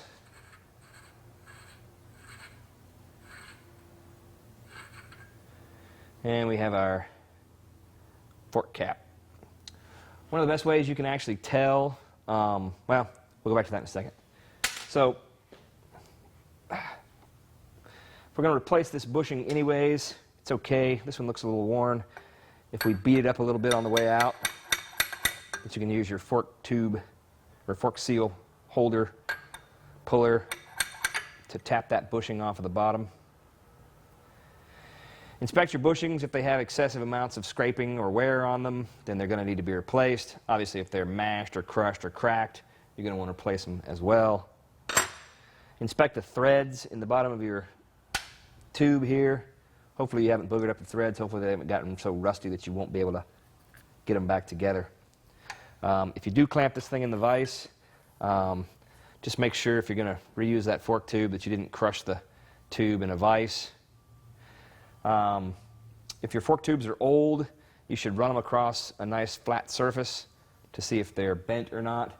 You might not be able to tell that it's bent. It might be slightly bent, but that if you roll it over a nice flat surface, you might find that it's more bent than you thought. These old English fork tubes are really, really strong, and they take really, really hard impacts without bending severely. But in many cases, guys have had small accidents or small wrecks along the way and have bent the fork tubes just a little bit. You also want to inspect it up here at the top to make sure the threads are pretty good, just so you can see if your fork tube's going to be reusable. The last step in disassembling your front end is to pull the dampening cone out of the front end. If you look down in the bottom here, you can see, well, we'll see it in a minute, you see this dampening cone down in there. It actually fits into the bottom of the fork cap, and the up and down motion is used to squish the oil around in the fork leg. To get this thing out, you're either going to need an impact wrench or you're going to need to put the drain bolt back in this case, because there's a little step in there that holds it in place. I have this little socket that I've made up turned off in the lathe so I can get the dampening cone out of there. So I do this thing and get this, take it out, get it loose. If you have an impact wrench, you can spin this out a lot faster, and it makes things a lot easier on you if you have that impact, because sometimes the nuts in the bottom of these are fairly hard to get out. Just for our purposes today, we're not going to actually take that dampening cone out, but I am going to show you what one looks like. This dampening cone is what you're going to find in the bottom of your fork leg on your mid-60s Triumph 650 and 500 motorcycles. See, we've got this bolt. The bolt runs through the bottom, of course, and holds the dampening cone in place. You may notice on this one there's a little notch. That notch corresponds with a little shoulder on the nut here that also acts as the drain plug. When you go to reassemble, you want to make sure that this little guy is properly located with the shoulder on the nut sticking up from the side into that little notch that locates the dampening cone.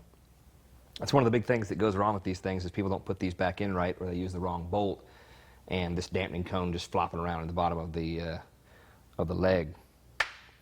But you don't want to do that. You want to put it back together properly.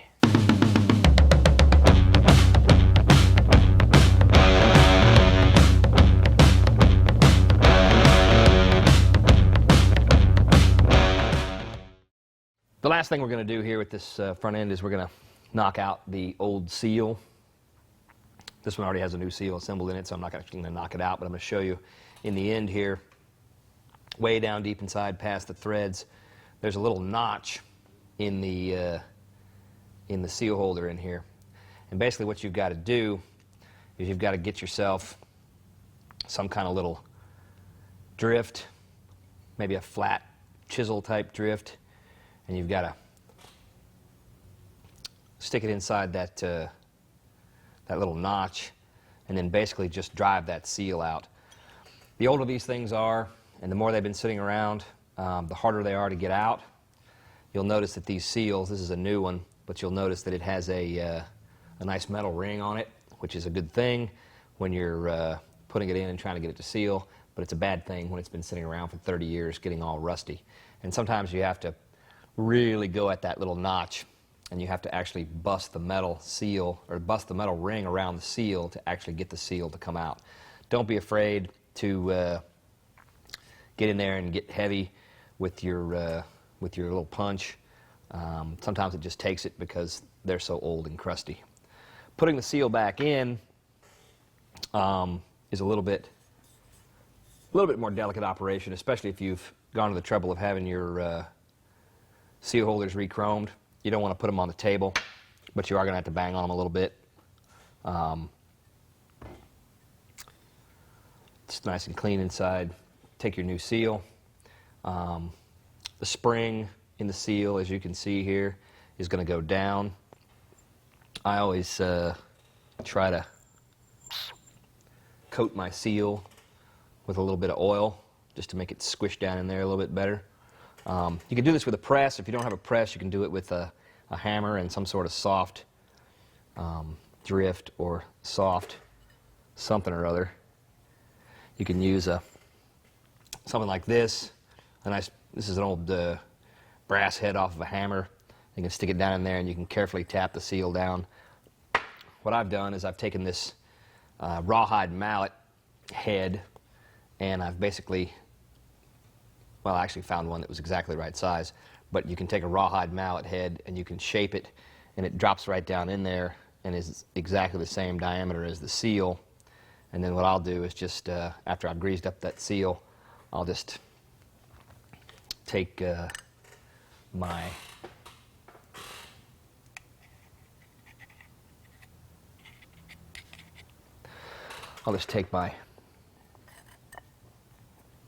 rawhide mallet head, slip it down in there, give it a few little taps to get it started in the right direction.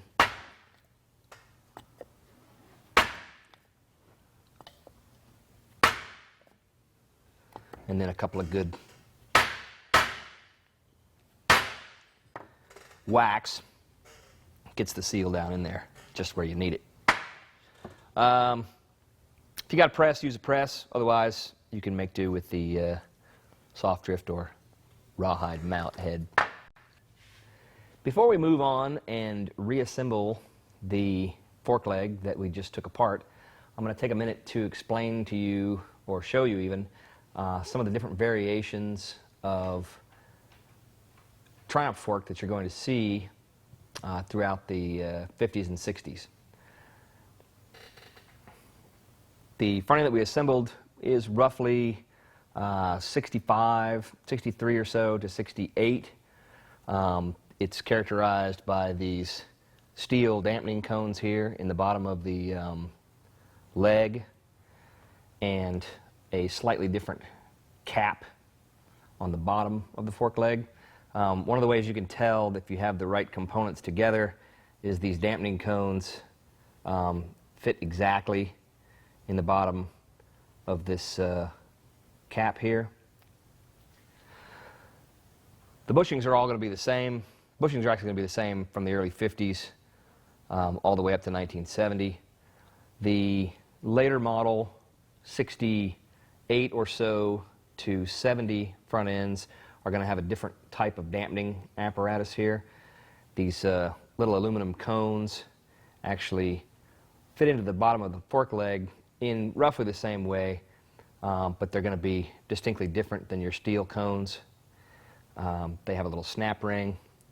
The way you assemble those, and you also want to make sure you have the right fork cap for these later style dampening mechanisms. Again, they fit nicely together. If you get your front end apart and it's all jacked up and weird and these dampening cones don't fit in the end of your lower fork cap, you're going to start realizing that maybe you've got a mismatch of parts. These dampening cones fit together with a little snap ring. I'll see if I can demonstrate putting this snap ring on for you. These caps are going to screw into the bottom of the legs just like on the other bikes, on the other legs, but the cones fit in here with a little snap ring. So of course they don't fall off.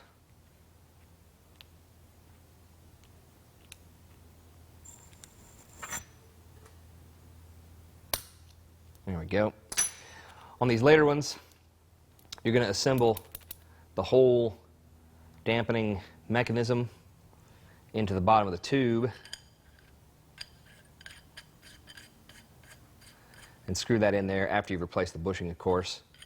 One thing you want to watch out for on these, especially if you have new tubes, this one I can tell is already suffering from that problem, is when they drill the holes in these reproduction fork tubes, they leave a little skim of metal on the back inside the tube, and the dampening mechanism might not go in all the way.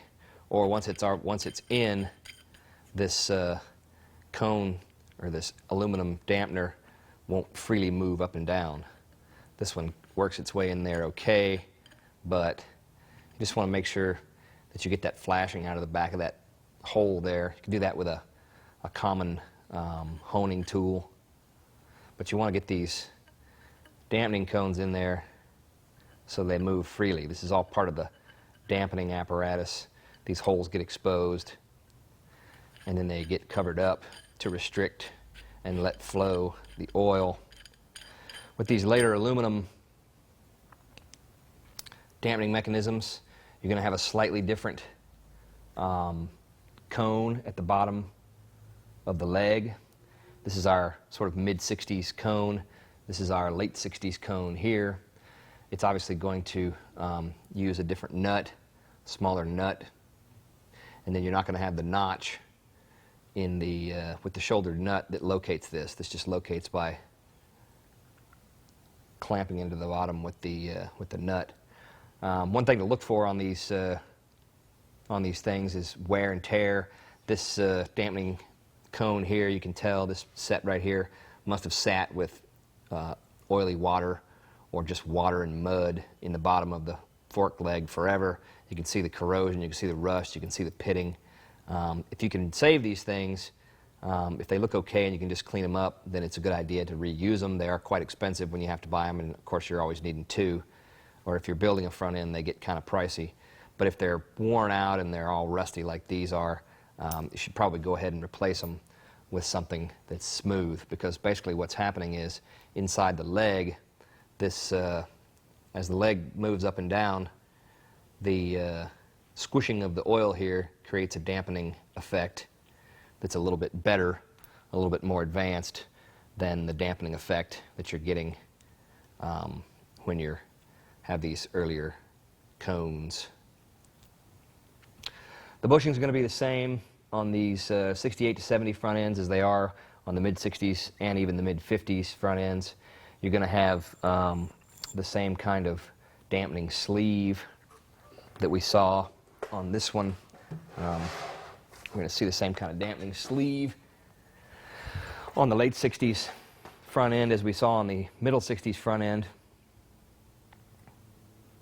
So you don't forget the dampening sleeve.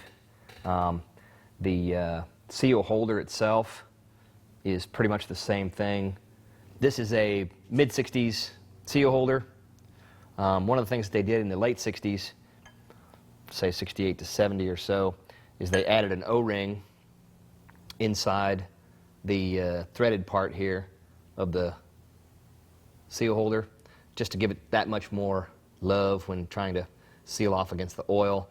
Don't forget when you have one of these late 60s front ends that you need to refresh this O-ring, because they get dry and hard. They're fairly easy to get out, especially since they're usually totally dry and old. This could account for some of your, if your seal holder's leaking out of the threads, this could be one of the reasons why you need to refresh that O-ring. This one's so dry and hard it won't even hardly come out.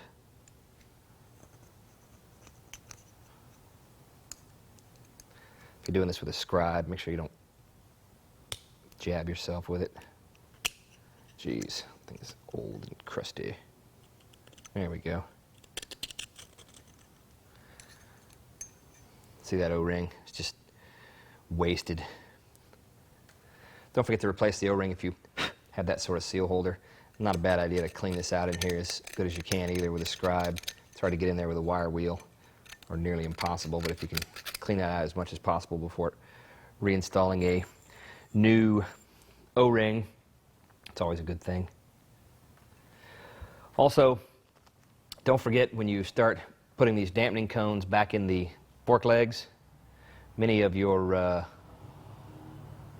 fork legs are going to have one variety or another of little aluminum seal. Don't forget your little aluminum seal. I always cheat and put a little Yamalube or a little bit of gasket sealer on the threads whenever I put these dampening cones back in, because they will need a little bit of extra seal after all these years not to leak out of the bottom. Some of the other front ends you're going to run into, this is an early 50s front end here. You can see that the dampening apparatus here is quite different than the ones we've seen before. It's a long cylindrical thing here. Basically, you have the same kind of idea. You have a plunger here that actually attaches to the fork cap at the top, and then of course this drops all the way to the bottom of the fork leg and is anchored at the bottom with yet another different nut.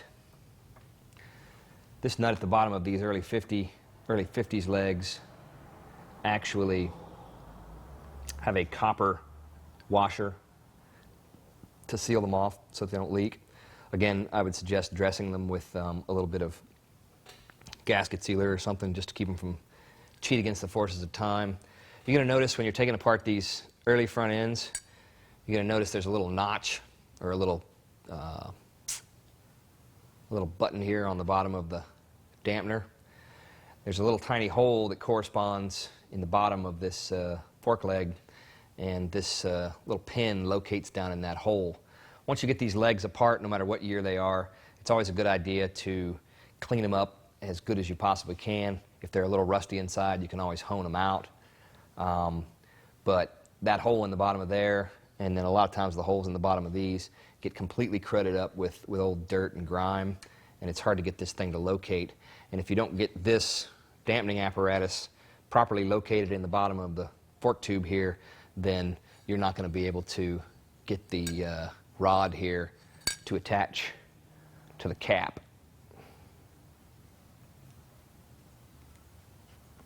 As you can see on this early 50s cap, there's a threaded hole into which the top of this dampening apparatus goes. One thing you want to check for on these early dampeners too is not only are they complete, they have a top and a bottom and a rod. The cruddy on these rods don't matter as much. You can always clean them off, but these rods have to be nice and straight. Over the years, people have bent them and broken them and messed them up. And once you get the dampener assembled in the tube and you get it assembled in the leg, once you try to put this cap on, if your dampening rod here is bent, then it's going to be very, very difficult to get it started, not only here, but it's going to be difficult to get the threads on the cap started in the top of the fork tube. Nearly impossible, actually. There's a completely different seal holder on the early bikes. These are like 48 to about 65. You're going to find this little crown top and smaller seal holder. The proper tool to take these off is this crazy little guy right here. When the fork tube's on there, it's easier to get off of there. Actually, you have to get it off with the fork tube still on, but you basically use this specialized tool to be able to unscrew this fork seal holder. The early, late 40s, early 50s seal holder. The seal is kind of crazy on these early bikes. It's actually not too much of a seal. It's actually just a little felt ring. that wraps around and is held in place by a couple of little rings in here. There's a top and a bottom ring, and then that's the seal. It's not much of a seal. These little felt dealies get cruddy, hard, and old after many, many years of sitting on a bike. It's always a good idea to replace them with something nice and new. If you notice, when you get this apart, you notice that one of these rings is slightly smaller than the other. There's a top and a bottom. If you're trying to put together a basket case front end, just make sure you have all the right stuff. You don't want to get two rings that are the same on the same side. They have to be a little bit different.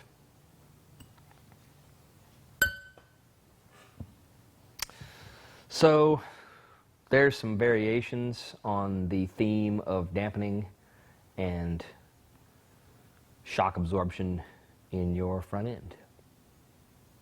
One other thing that you should be aware of when you're working on your British motorcycle front end, especially if you are assembling a front end from parts that you've gotten from various different places, if you've bought triple trees at one swap meet and then legs at another swap meet, one thing you definitely need to keep in mind as you're building these front ends is that there are a fairly wide variety of triple trees from early to late.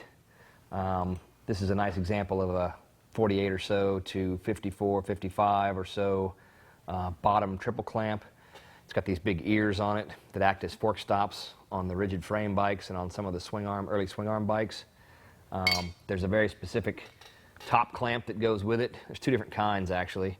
You can have these swept-back clamps, or you can have the U-bolt style clamp, which was common to nacelle model Triumphs. Another variation you're going to have when you start looking at these pre-unit front ends is that there's a raked set of triple trees and there's an unraked set of triple trees. And in most cases, the only way you can figure out whether your trees actually match up or not is to get a set of fork tubes and push them up through and actually partially assemble the triple tree. Important to remember when you're buying stuff from different places. Here's another swept-back top clamp that you'll run into. This one's a little bit later. It actually started life as a 7/8 clamp and was machined out to fit a 1-inch handlebar. It has no fork lock on it. You're going to notice when we put that front end back on that bike that we just took off, you're going to notice that Triumph later on in the 60s added a fork lock on the side, and a little key tumbler would go down in a hole inside the triple tree. That's something to watch out for. This is a later style triple tree. You'll notice it's different from the pre-unit style in that it doesn't have these big ears on the back for fork stops. The fork stops were put into the frame later in a way not to use those big ears. Also, with your bottom and top triple trees, you're going to find that there's a couple of different widths of tree in the 1960s. Some of the more narrow ones are for 500s. Some of the more wide ones are for 650s. Make sure when you're assembling a front end out of disparate parts that you got from different places that you actually have the same width triple tree top and bottom that you need. Otherwise it can cause you lots of trouble. A lot of these triple trees are interchangeable. For example, I've put the early 50s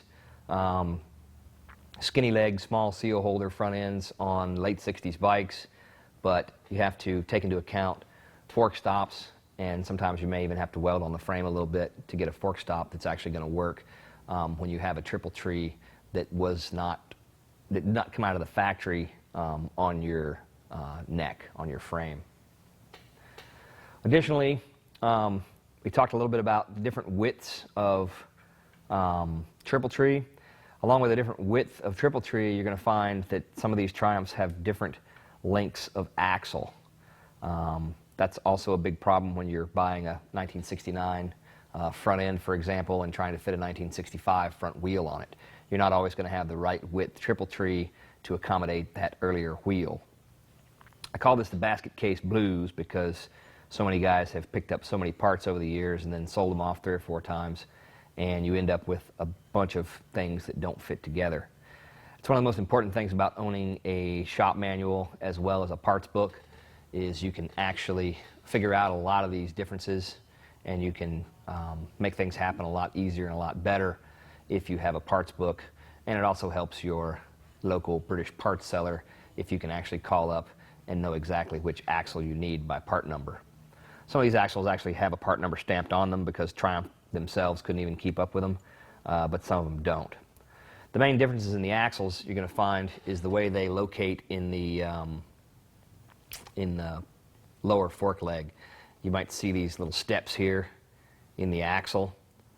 You remember we took off the pinch bolts of the front wheel.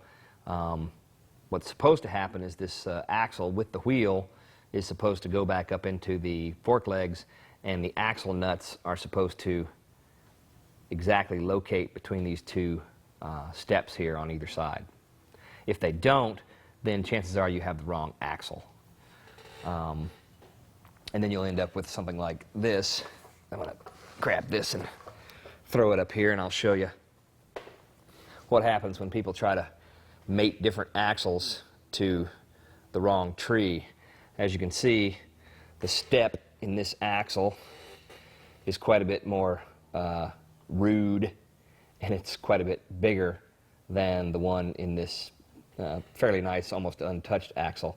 Basically what somebody's done here is they've gone back with a file and made this slot a lot bigger because this is not the right axle for the triple trees that they were actually using. So get yourself a parts book, get yourself a manual, become familiar with the parts you need, especially if your front end is acting up or if your front end is making funny noises or jiggling around like you think it shouldn't. You might be the victim of a bunch of parts thrown together without thought of whether they're right or not. So be careful with your parts. Know your parts. Be your parts. This is another variety of Triumph and even later BSA triple tree, top triple tree. You have these P-clamps instead of the swept back risers that are integral to the clamp like you have on some of the C model bikes, both Triumph and BSA.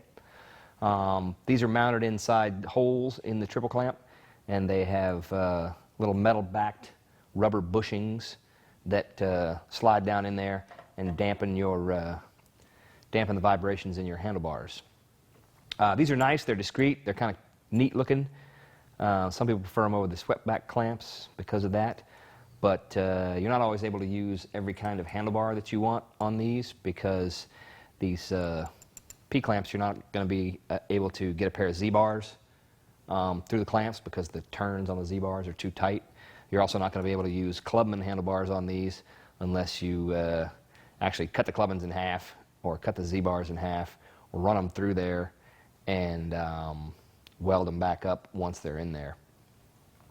These are actually made originally stock for 7/8 inch bars, but the way they made them, just to give it a little extra clearance in there, was they made them actually 1 inch, and then they put in these little half-moon spacers to sleeve them down to 7/8. And one of the good things about these P-clamps is you can actually take the little half-moon spacers out of there, and you can run 1 inch bars in these clamps. Of course, if you're going to convert these to 1 inch handlebars, you're going to need a 1 inch throttle and a set of 1 inch levers. Otherwise, the 7/8 ones are not going to fit. Once we get our seal in, we can begin to reassemble the fork leg.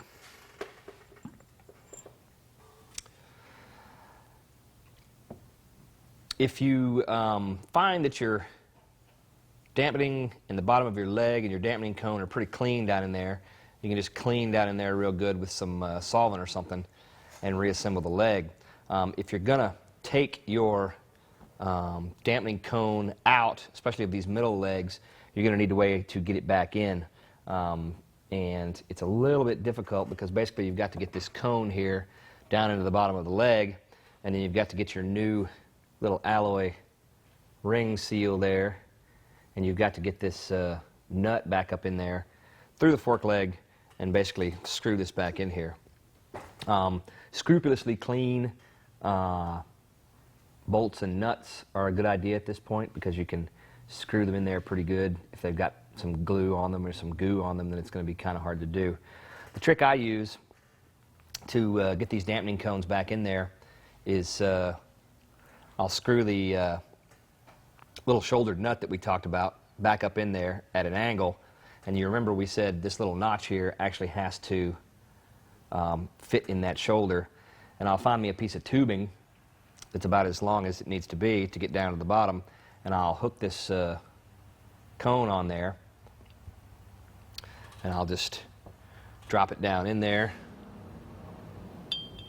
drop the cone down in there, and then you get it located, and you can feel when that notch goes into the shoulder of this nut, and you get it nice and flat down in there. This is fairly easy after you've done it about 500 times. You're going to have to struggle getting that dampening cone back in there the first time you do it, but it is possible to do it. It's just kind of a pain in the butt.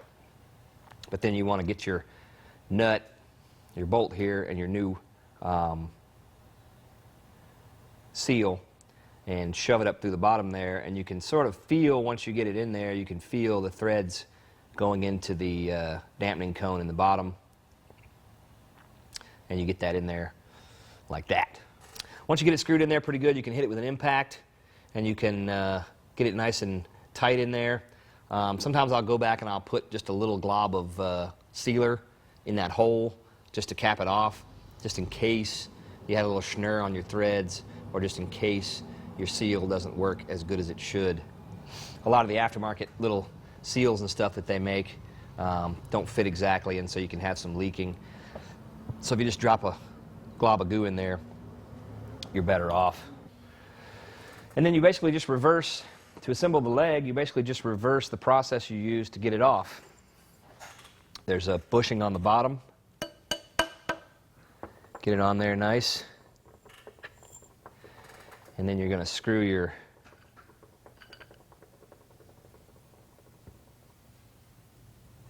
the end cap back down on here. Get it on there good. You're not going to want to finger tighten this. You're going to put it back in the vise and carefully tighten it down, and then carefully, with your tool of choice, tighten this end nut back down on here. Next is your dampening sleeve. These dampening sleeves are directional. There's a little lip you might not be able to see in there, but you can feel with your finger. The lip, the bigger part is going to go down. The lip is going to go up. I'm going to make sure these slide around on here real nice, because they're supposed to slide up and down, covering and uncovering these holes. And then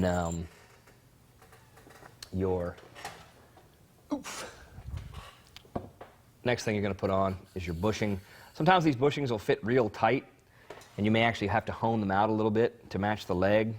But you don't want to hone them out so much that you have as much slop as you did when you had the old ones on there.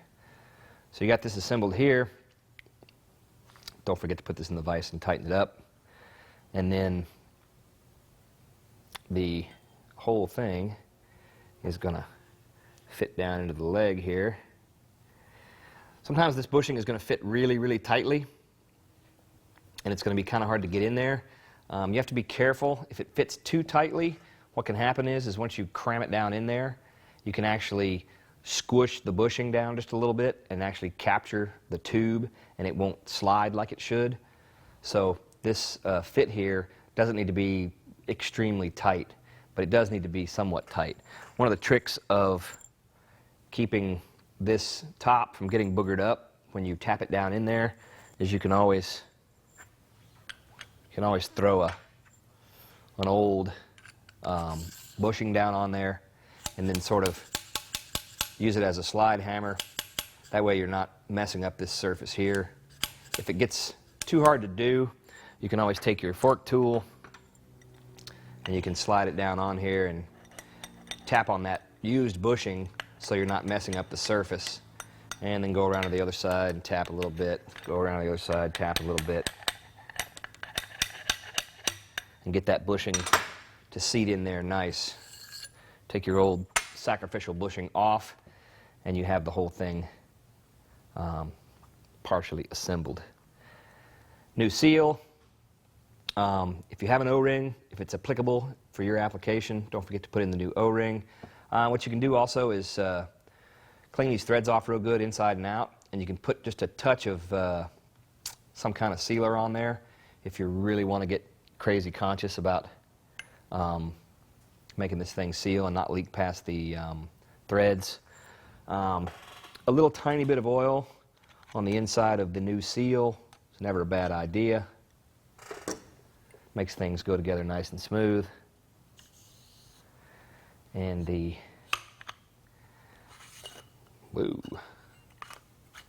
seal holder goes back on. Should go back on fairly easily. Don't cross thread these things. It's the worst thing in the world you can do is try to make this happen when you cross thread it. There's your very, very fine threads. So unless you have a thread file, you're not going to do very well repairing those 26 thread per inch threads. Get it all tightened down, and then briefly go back over to the vise and use your appropriate tool to tighten the seal holder back down, just like we loosened it up. And you have the leg portion here all ready to put back on the bike.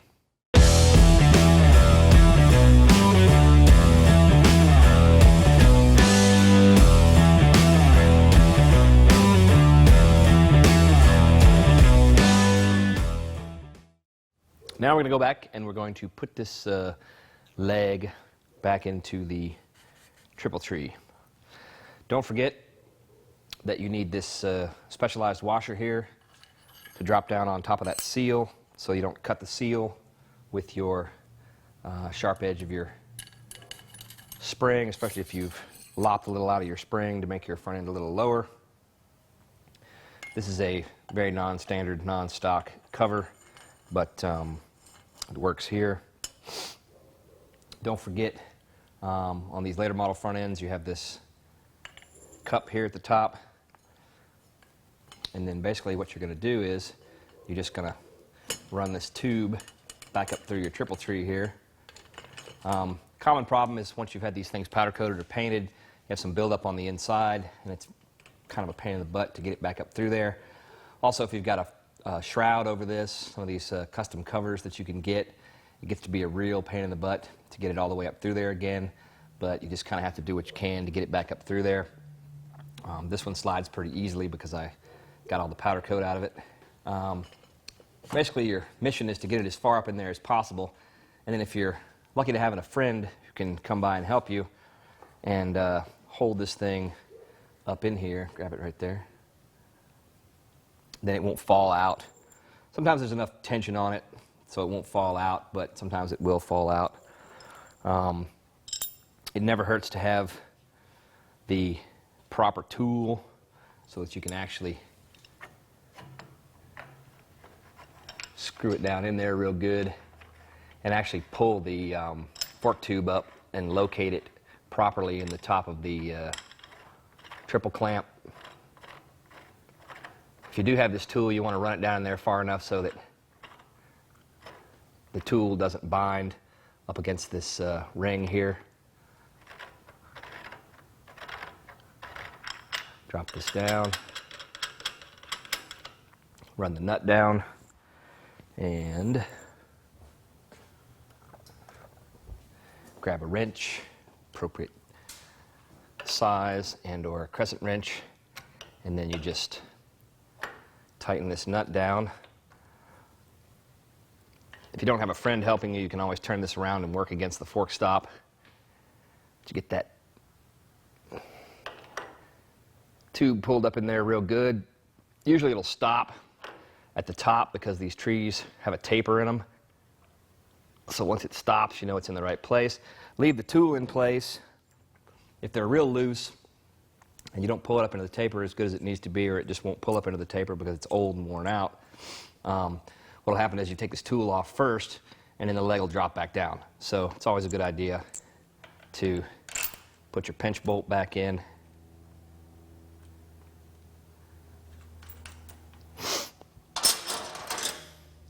run the pinch bolt in. Hold that for me.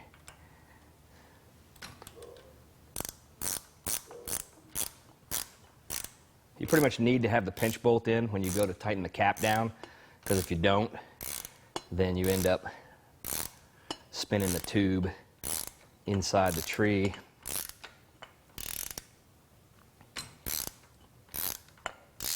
Once you get the pinch bolt tightened down really, really good, then you want to carefully remove your tool, break that nut loose. And because you've put tension on this, sometimes your tool will stick. But if you're lucky enough for it not to stick, then you can get it to come right out.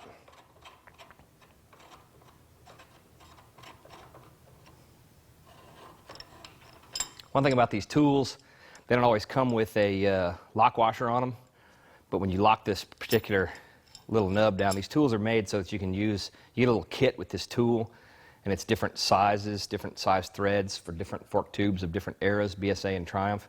And you want to make sure you lock this down real good with a lock nut. Otherwise, what can happen is you can unscrew the entire tool, and this nut here will fall down inside your leg, and then you got to take the whole thing apart again to get the nut out. And sometimes that requires taking the whole leg back apart, which is a big pain in the butt.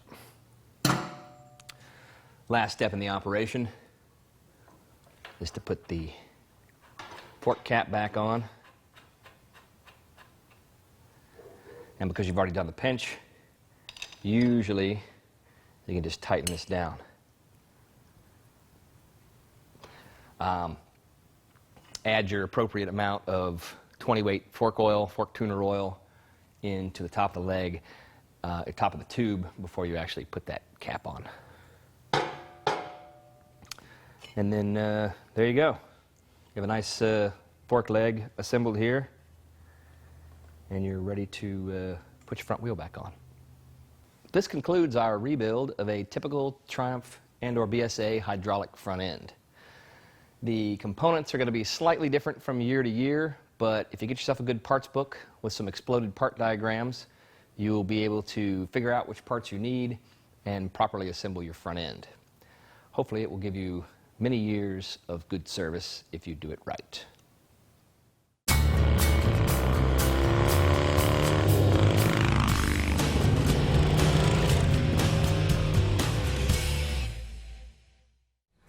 There are many different options on carburetors for your British motorcycle, including the original equipment Amal Carburetors, which were standard issue on most British bikes from the 50s on, all the way up into your modern Mikuni Carburetors and new JRC Carburetors. Each one of these devices, of course, delivers air-fuel mixture to your motor and makes your bike run efficiently when they are tuned correctly. Each kind of carburetor offers a distinct advantage or disadvantage depending on your take. Differences include functionality, tunability for speed or for stock bikes, and of course price. So you want to assess your needs and assess your pocketbook and decide which one of these carburetors you're going to use. One word of caution here: the old junky carburetor that you pull out of a box, whether it be a Japanese-made carburetor that's new and 20 years old, or whether it's a 50-year-old Amal carburetor, just remember that a worn-out carburetor is a worn-out carburetor, and it's going to give you a lot less functionality and give you a lot more trouble than a new carburetor. There was a distinct succession of the Amal carburetors throughout the years. They made vast improvements from the 50s up to the 70s on the Amal carburetors. Some of the first carburetors you're going to run into in the late 40s and early 50s are these 276 series carburetors. They are remote floats, they call them, because the float bowl here is separate from the actual carburetor body. You're going to run into very few of these carburetors. Chances are, if you have one of these on your bike, unless it's already running and dialed in very nicely, you're probably going to want to replace it with something a little bit more modern. parts for these are very difficult to find. Setting up the float bowl at the correct angle and actually getting the correct float bowl is fairly difficult. If you just find one of these in a box and try to put it on your motor, it's probably not going to work that well. We're not going to talk too much about the remote float carburetors. We're going to move on into the next style of carburetor offered by Amal. It arrived in the mid-50s. This is what's referred to as a monoblock carburetor. It's fairly distinct from some of the later ones in that it has a cap here that actually screws on and off. And then you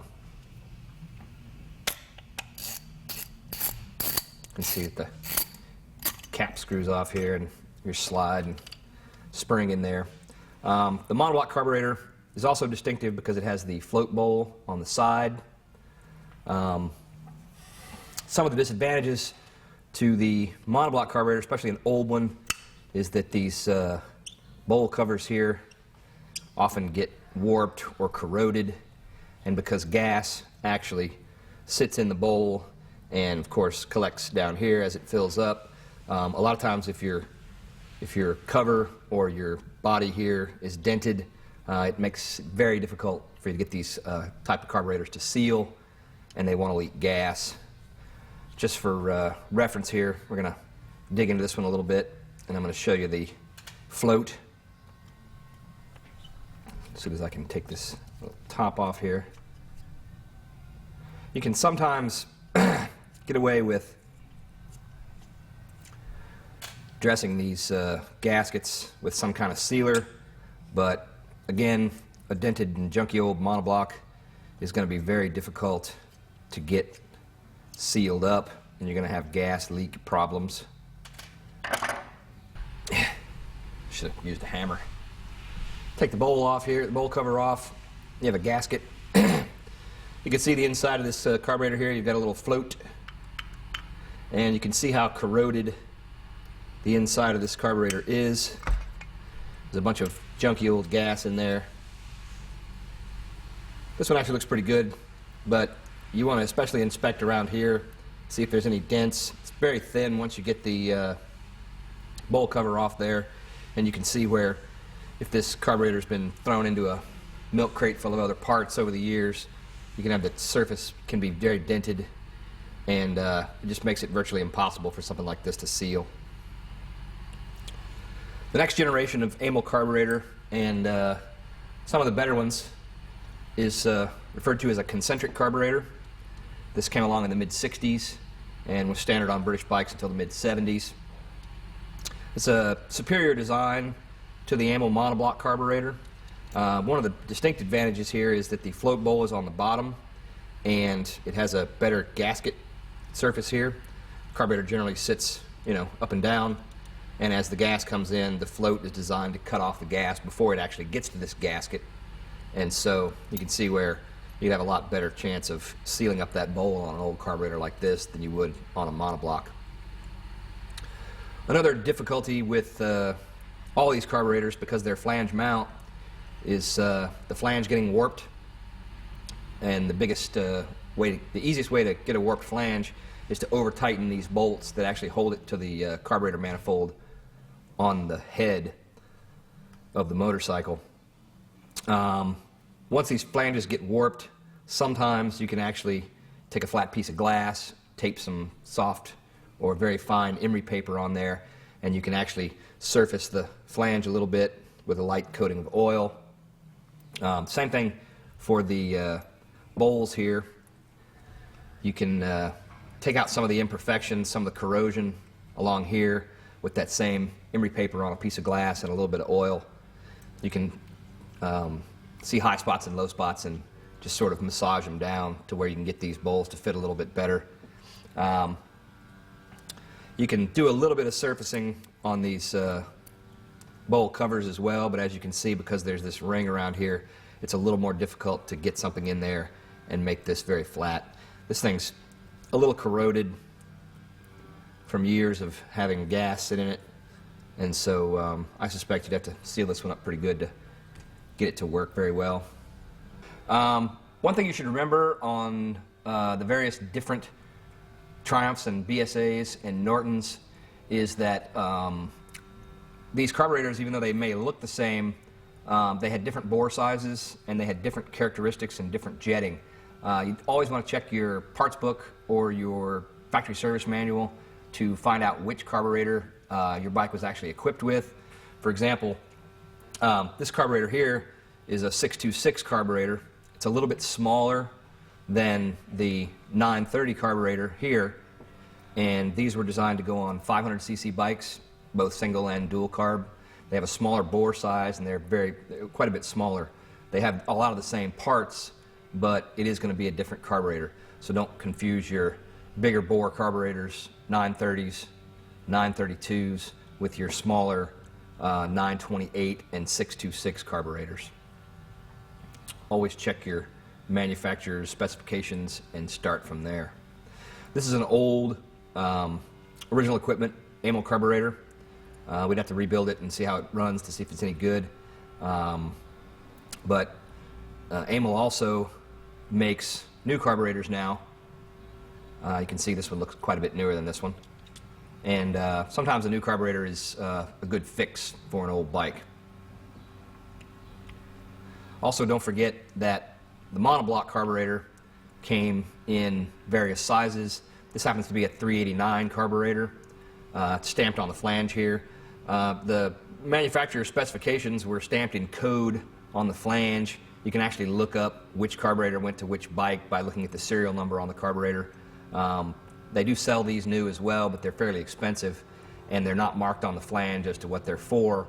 So whenever you're ordering them, you want to look in your book and you want to order them by the bore size, because even a 389 carburetor is going to come in probably 2 or 3, maybe even 4 different bore sizes. You're also going to find a 376 carburetor, which is also a monoblock. Looks very much like this, actually looks exactly like this, but it's a smaller carburetor. And just make sure you get the right carburetor for your machine. They are interchangeable. For example, like on a 63 Bonneville, you'd have 2 of these monoblock carburetors, and there's certainly no reason why, with proper jetting and tuning, you couldn't buy a brand new 930 carburetor to put on that same bike. Once you start mixing and matching, though, you're going to lose your details in your parts book and in your factory service manual. They're not going to have specifications on jetting for a 63 Bonneville with a 930 carburetor, so you're going to have to do a little research and figure out, what the jetting is going to be on a different carburetor on a different bike. But they are interchangeable. One of the biggest problems you run into with an old Amal carburetor is a dented body. Once you start getting dents in the body here where the slide moves up and down inside, you start getting sticky slide problems, and there's nothing worse than firing a bike up with a sticky slide and having it stick wide open, which is usually the way they stick because you're pulling on the throttle when you're trying to start the bike. That can lead to bent push rods and, in extreme cases, having a rod thrown through the bottom of your motor. Amal carburetors that are old tend to have a little smaller tickler on them, although there are kits available to turn them into the extended tickler like you see on this one, which is a little bit handier to use when you go to tickle the bike. On an old carburetor, like I said, the bowls on these Concentrics are quite a bit better than the bowls on the monoblock, but you can still have the problem of a leaky or warped bowl. Just like we did on the flange, you can take the bowl, if it just wants to leak, you can take the bowl and you can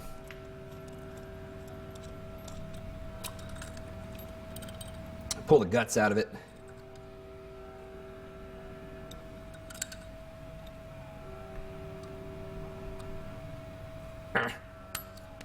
Pull the guts out of it, and this new one you probably won't have any problems with like this, but on an old one you can always surface this just a little bit, again with your really fine emery paper and a little bit of light oil taped to a piece of glass, and you can surface the tops of these bowls just by massaging them around on that piece of emery paper. look for high and low spots and just keep going until all the surface finish looks the same. A lot of times over the years, guys will over tighten these screws here on the bowl, and because it's leaking, and they think, well, if I tighten down the nut, it'll stop leaking. So they really crank down these things, and it can actually warp these little ears. So just be careful of that as well. Don't forget that there are different sizes of the Amal Concentric and Monoblock Carburetors. This one is a 626, so it's going to have a 26 millimeter bore. You also have a 928 that has a 28 millimeter bore. This is a 930, which has a 30 millimeter bore, and then you'll have a 932 as well that has a 32 millimeter bore. Each of these carburetors is used on different machines for different applications, but if you're just building a stock bike or stock motor, it's always good to try to start out with as close to the manufacturer's specifications as possible. If you have an old carburetor that's still pretty good, slide's not messed up, or maybe if the slide is messed up, but the body's not dented and it doesn't leak too much, and you can actually clear out the air passages. Don't forget that there are new parts available for these carburetors. You can get a new chrome slide, which takes up some of the slop in the bore, and also goes up and down a little bit easier. The original slides were made out of the same material, pot metal, as the carburetor, and so years and years of sliding up and down kind of wears the slide and the bore out. You can also get new gaskets and new seals for most all of these carburetors with no problem at all. There's enough of these things floating around needing to be rebuilt that there are always gaskets and seals available. And the screws and the air screw and the idle screw are all available for these carburetors. One little tiny thing you run into on an Amal carburetor sometimes, especially with these new floats, is when they mold these floats, sometimes they'll get a little flashing on the side, and they'll actually hang up in the side of the float, and the float will stick open, and you get a lot of carburetor, get a lot of fuel run over. Just make sure if your carburetor is flooding, that is, if gas is pouring out the side of it, then check the free movement of the float against the body of the float bowl here. I recommend that most any new or old carburetor, certainly the old ones, you need to take them apart and rebuild them, but even on a lot of new carburetors, it's never a bad idea to pull the carburetor completely apart, being careful not to tear up your gaskets and seals, but tear a carburetor apart and just make sure that there's no junk in it from years of sitting on a shelf or bad quality control at the factory. So always take them apart and inspect them before putting them on the bike. If nothing else, you definitely want to check the jet size. A lot of times you'll order a carburetor and you tell them to give you a jet for a TR6 or for a BSA single carb model, and they'll send you the jets for a dual carb model, and then right out of the gate you're a little too lean.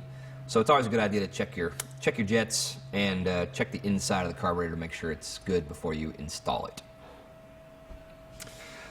Most carburetors should come with some sort of literature, the new ones. Make sure you get the literature on an Amal carburetor, on a Mikuni carburetor, or any other carburetor you fit on a motorcycle. Make sure you get the literature and read it, and learn something about the carburetor before you actually fire it up and use it. So I think now we're going to move on from the Amal carburetor, and we're going to learn a little bit about the JRC carburetor and the Mikuni carburetor for Triumph.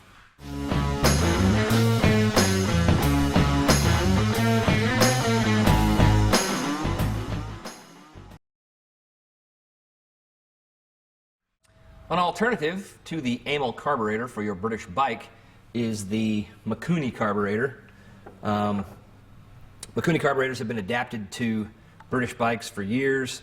This is a pair of 32 millimeter Mikuni carburetors, and they were fitted to a Bonneville. There are advantages to the Mikuni carburetor on Triumphs, and there are disadvantages as well. You always want to remember that Mikuni's been being made for probably 20 years, been adapted, being made for 30, 40 years, but they've been adapted to Triumph since the early 70s, and so it is conceivable to get a 30-year-old set of Mikuni carburetors. And remember what we said about an old, junky, messed-up carburetor is still an old, junky, messed-up carburetor. The Mikunis can suffer from the same sorts of problems that you have on the Amals. You can have worn slides, clogged up jet passages, and dented bodies. Mikunis actually came equipped originally with a nice chrome slide, even though they are, I'm not sure what they're made out of nowadays, but you know, back in the old days they were made out of pot metal, so you know, you can still have some of the same problems. But one of the distinct advantages to a brand new Mikuni carburetor is the manufacturing specifications and modern manufacturing techniques are being used on Mikuni carburetors, so your tolerances are a lot tighter, the pieces fit together a lot better, and things like that that give it an advantage over an old or new Amal carburetor. Mikunis can be tuned quite successfully for speed. A lot of flat track guys, a lot of race guys really like the Mikuni carburetors. One disadvantage is you have to change the manifolds on a Bonneville to a spigot mount type with a rubber hose, whereas you don't have to do that if you buy a new Amal carburetor. Mikunis are very simple, but more complicated than an Amal carburetor. The top of the cap here screws off, just like the old monoblock carburetor. You have a couple different screws that you can use, that you have to use when you're tuning the Mikuni carburetor. The one that sticks out here on the side with the little spring that you can see is the idle adjustment screw. On the other side of the carburetor, going in at an angle, you have the fuel air mixture screw. And then something you always want to remember, it's kind of hard to forget since most of the time it's actually written on the little paddle here. This is the choke. So when you go to actually start a Mikuni carburetor, you press that choke down, and then you fire the bike up, let it warm up for just a little bit, and then poke that choke lever back up. Tuning a Mikuni is going to be a little bit different than tuning an Amal. Generally with an Amal, you have a couple of baseline settings on the air mixture and on the idle screw. On a Mikuni carburetor, when you go to tune it, when you get the bike running, you're going to use the idle screw and the air mixture screw in conjunction with each other when you're dialing in to get the correct mixture. Whenever you buy a Mikuni carburetor, be careful when you're buying a used one, but make sure when you buy a new one that you get all the literature that they can send you about tuning the Mikuni carburetor. And then I always recommend that you buy Mikuni carburetors from someone who sells kits that have already been put together that are specifically designed for the British motorcycle. If you just pick up in Alaska a Mikuni carburetor, it looks just like the Mikuni carburetor you saw online that a guy was using on his Triumph, and it could be for a 1,000cc snowmobile two-stroke, but it looks very much like the Mikuni that a guy has on his Triumph. There are Mikunis. Mikunis are generally made in the same design, but they are made with different jets at the very least, and different configurations for different applications. So be very careful when you're buying a Mikuni carburetor to get some specs on how to tune it into your British bike. Otherwise, you can run into tremendous problems, even on a brand new Mikuni carburetor that's not set up, might be set up for a Norton 850 Commando, and you're trying to put it on a 500cc Triumph Twin. So just be very careful when you're buying any kind of carburetor to make sure that you get some literature and factory specs on how to use it on your British bike. We're going to take this Mikuni apart really quickly, and we're just going to take a look at some of the guts. Like I said, you just unscrew the cap here to take the top off, and this should pull out the slide and needle and the spring. One thing that can go wrong with Mikuni carburetors over the years is, of course, springs get weak, and it doesn't want to return to idle as well as it should, doesn't want to snap closed like it should. A lot of times this can be caused by bad throttle setup or throttle cable setup, but learn how to take these things apart, and just kind of a little bit, kind of the same as an Amal, but not really. Pull the spring up, and then you can pull the needle and the little needle chingus there to hold it in, and then compress the spring, pull the cable out. And I would suggest, this one looks very nice actually for the outer condition of the carburetor, but clean these up really good, get all the varnished gas out of them. Mikunis are a little bit more susceptible to sitting around for 20 years with gas in them. The passageways are a lot more precision than the passageways in an Amal carburetor. An old Amal carburetor is quite a bit easier to clean than a Mikuni carburetor. That's one of the disadvantages of a Mikuni, is it's much harder to bring back to life once it's been sitting around for 30 years with gas in it. You can just unscrew the idle adjustment. Notice there's a little spring on there. And then I would take out the air mixture screw as well. Being careful not to lose the little spring. It's actually hidden in there once it's screwed in, but it still does have that little spring. Take the bowl off.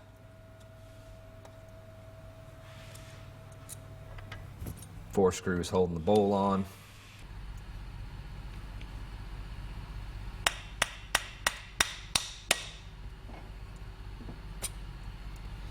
And the Mikuni comes apart. Just be really careful when you pull these apart. There's a lot of small pieces and a lot of stuff inside a Mikuni carburetor. It's going to look quite different than your Amal carburetor. You see that you have a gasket here, just like you would have on a Triumph. Some of the later ones, I think, have a rubber gasket, and there are recesses actually cut in the bowl top so that the gasket squeezes down in that little recess, and then a matching recess on the carb body, which makes a better seal. This one's got an old style gasket in it. These little floats in the Mikuni carburetor, there's two of them. You're just going to want to make sure that you pay close attention to how this thing comes apart and how it goes back together with these two little floats. Be careful when you're taking the bowl off, because you can sometimes bend these little rods. Mikunis also come equipped with a drain plug. If you're going to let your bike sit for the entire winter, you may want to pull these plugs out and drain the gas out of the bowl before you let it sit for a while.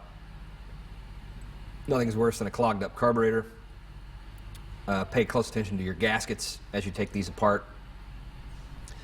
You're going to want to make sure that you blow into these little holes when you're cleaning the carburetor. Spray some carburetor cleaner down in there, and then blow it out with some compressed air.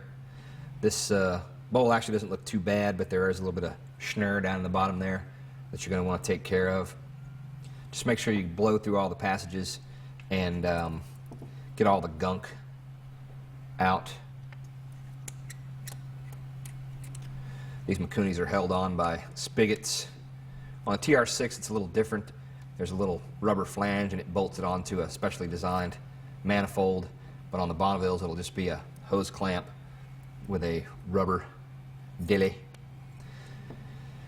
Your main jet down here. As I take this apart, I can smell varnished gas, which is not the end of the world, but it just kind of goes to show you that these things were not put away, you know, completely and perfectly clean. This is your Mikuni jet here. It should be marked on it in little tiny letters, the size of the jet. You're going to want to pay close attention to the manufacturer specifications for your particular application, because this jet's going to be different in different applications, whether it be larger CCs or whether it be dual carb versus single carb. And there's a lot of little tiny stuff here that you're going to want to pay attention to the way it comes apart on these Mikunis. There's a tiny little jet stuck up in the in this little recess here. You're going to need a very tiny or very specific screwdriver to try to get this out. It's actually not even really, you're not even really supposed to use a screwdriver. There's a little jet wrench that you can use, but in a pinch, as long as it's not jammed in there really, really good, you can actually use a small screwdriver. This one's being a little tenacious, but I think it's going to come out. Good thing about a lot of these Mikunis is that the jets are made the same for a lot of different Mikuni carburetor applications, and you can usually get jets for these in your local Honda shop, local Kawasaki shop, whereas the Amal carburetors are a little bit more specific, and you usually have to get jets from those from your friendly neighborhood British supplier. Make sure when you're taking these Mikunis apart that you get all the little pieces and parts out, and then use some carburetor cleaner and compressed air to blow through all the passages. You're going to notice all kinds of little holes, and make sure when you put them back in, notice little slots, because these little pieces are in many cases directional. This little pin should come out here. Take this little guy off. Make sure you get it going the right direction. Make sure you pay close attention to how these things come apart so you can put them back together in exactly the same way as you took them apart.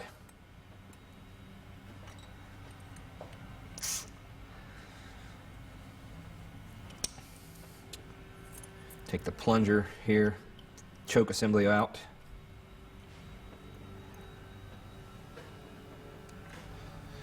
Sometimes these little plunger assemblies, they'll have a little bladder in them, and that gets old and crusty. I noticed the little metal dealie here is fairly rusty. There's a little rubber cap on here that can get old and dried.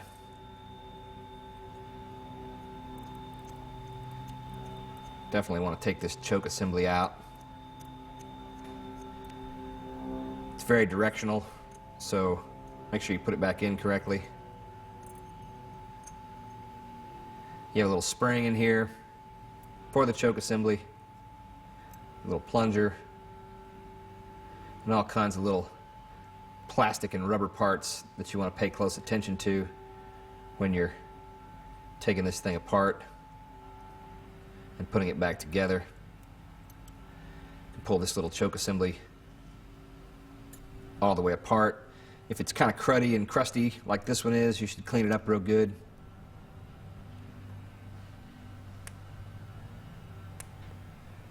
Make sure this rubber cap is in good shape.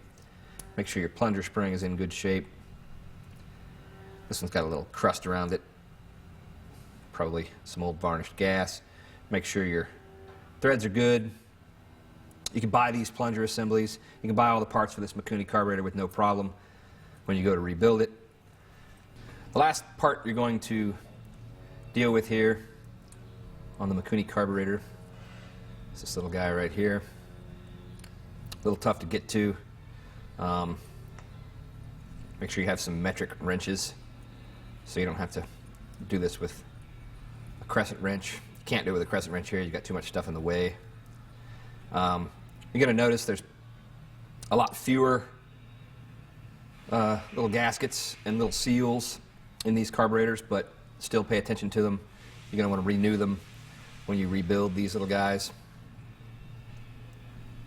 You want to be aware of all the little passageways in these little plunger assemblies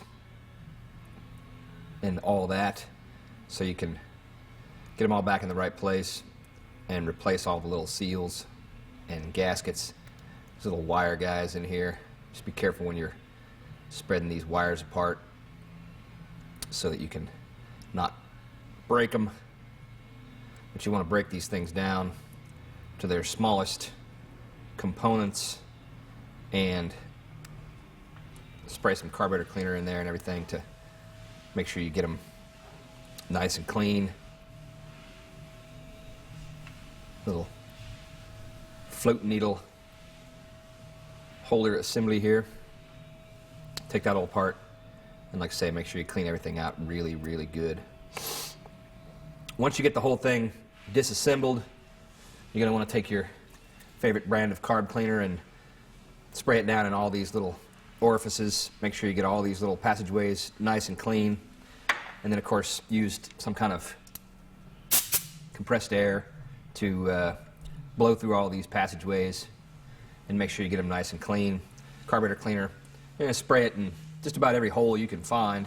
You're going to want to spray carburetor cleaner into, so you can make sure you get them nice and clean, especially if they're old and been sitting around for a long time.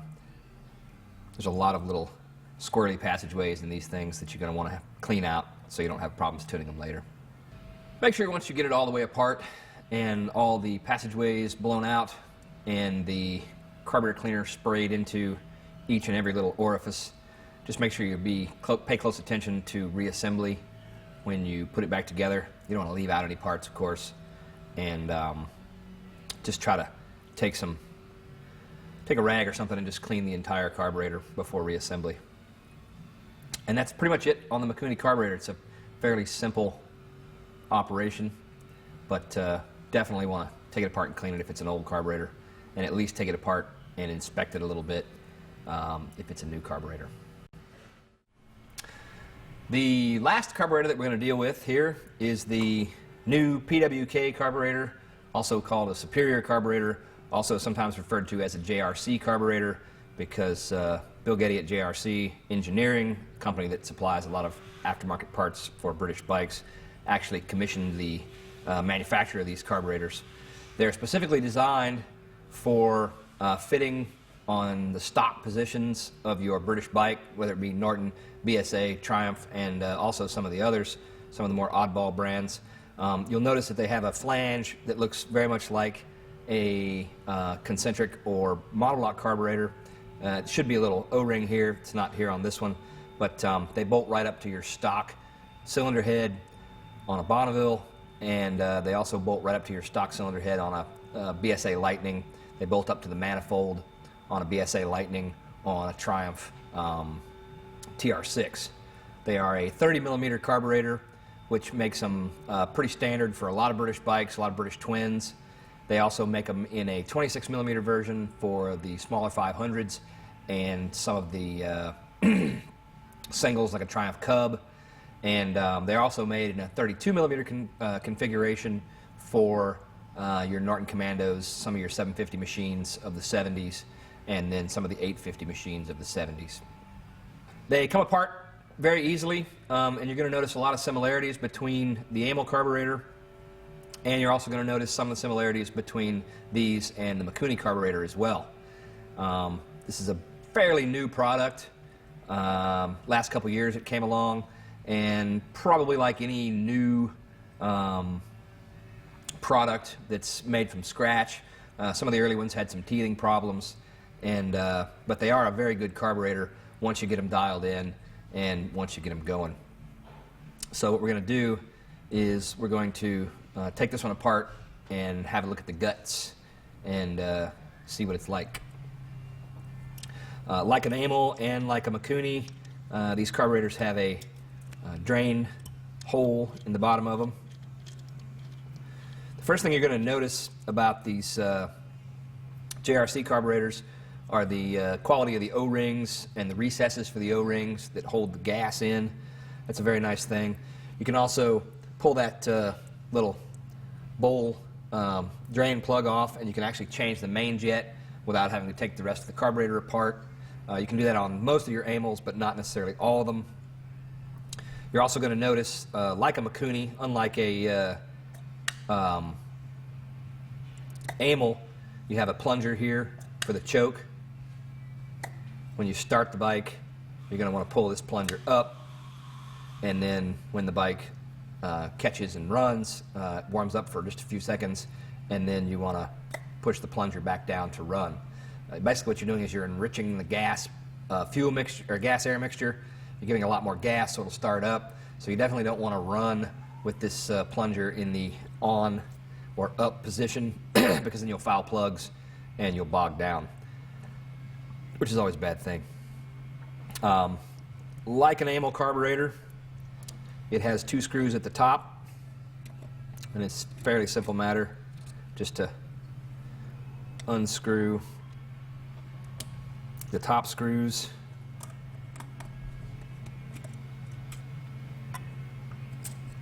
and pull out the spring. You'll notice the unlike an Amal, unlike a Mikuni, you've got a little gasket here that goes on the top. There's a spring, and then there's a spring, there's a little cup down here at the bottom that actually is directional. You notice the way it goes in. This actually holds the needle here in place. You'll notice, like an Amal carburetor, there are different settings. You can raise and lower the needle position by removing this little clip and then raising it up and down. The slide here is kind of interesting. Looks a little more like a Mikuni than it does an Amal.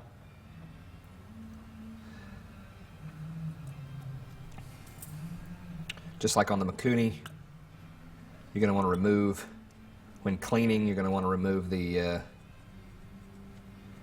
choke assembly here, noting that it is a same sort of apparatus. You have your little plunger dealy here. There's a lot of spare parts available for these carburetors, so if you do happen to get an older set that's been sitting around in Ohio or something, getting all crusty because they don't have sunny Southern California weather, you can replace all these rubbers and stuff. Of course, you can take the bowl off just like you can on a Mikuni or on a Amal.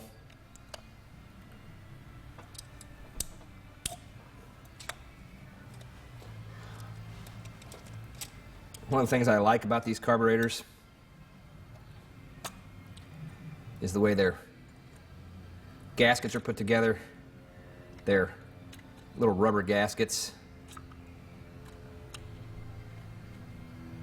Sometimes these bowls are a little difficult to massage off of here. They get to be a little bit of a pain in the butt.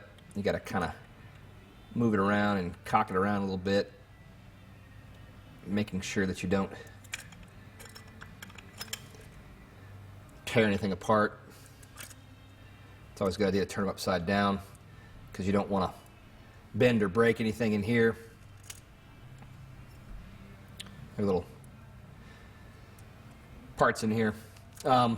Notice that the gasket surface here is recessed, and you have a nice thick rubber gasket. This is a major improvement over your Amal carburetor and some of your Mikunis in that it recesses into these little holes and makes for way better stopping of leaks. Just make sure you get that back in there right when you go to put it back together.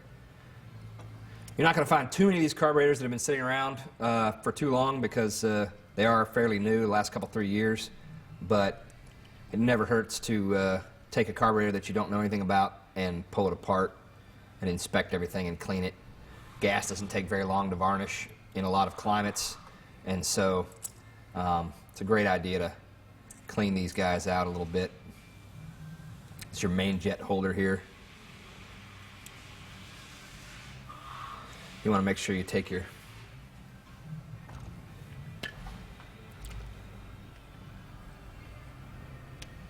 main jet out so you can clean this guy. There's a lot of similarities between the Mikuni main jet and the JRC Carburetor main jet. Whenever possible, I always suggest that you get jets from whoever made the carburetor. They're always marked a little differently. Don't forget that there's little numbers stamped on these jets. These do not correspond to Amal jets. They're different. There's a little conversion table that you can get and figure out which jets you need to have for going up and down for leaner and richer mixtures. Pay close attention to all the little tiny holes in any of these fittings. Make sure they're nice and clear. You can see through them, blow air through them to make sure they're nice and clean. Varnished gas has a tendency to crud up and plug those holes, which is always a bad deal. The little floats in these JRC carburetors held in by a little pin, and you can see that they're kind of like Mikuni's, but not exactly the same. The Mikuni floats were separate. These are in one little deal here, and you got a float needle with a very delicate little wire cage on it. You don't want to break any of these parts being ham-fisted when you take it apart. Again, it would be good to have a jet wrench for some of these little pilot jets in here, but in a pinch, if you're very careful, you can use a screwdriver.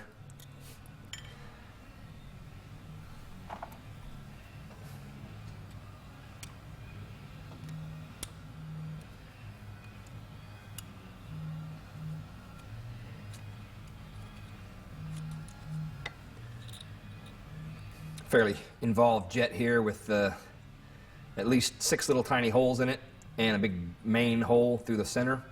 If you have an old carburetor that's been sitting around for a year or so, you're definitely going to want to take this stuff out and again make sure all those little tiny holes are clear.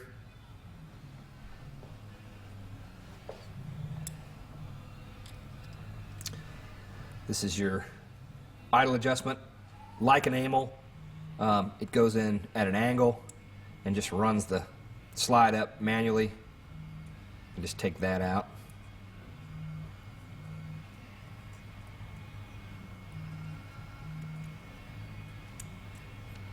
Little spring. On these JRC carburetors, they're sort of ambidextrous, you might say. There's a little screw here on the other side. We just took the idle adjustment screw out. On the corresponding side, on the other side, you can actually move it to the other side. In the event that you have dual carburetors, you can change the side on the idle adjustment. Unfortunately, you can't change the side that the air fuel screw is on.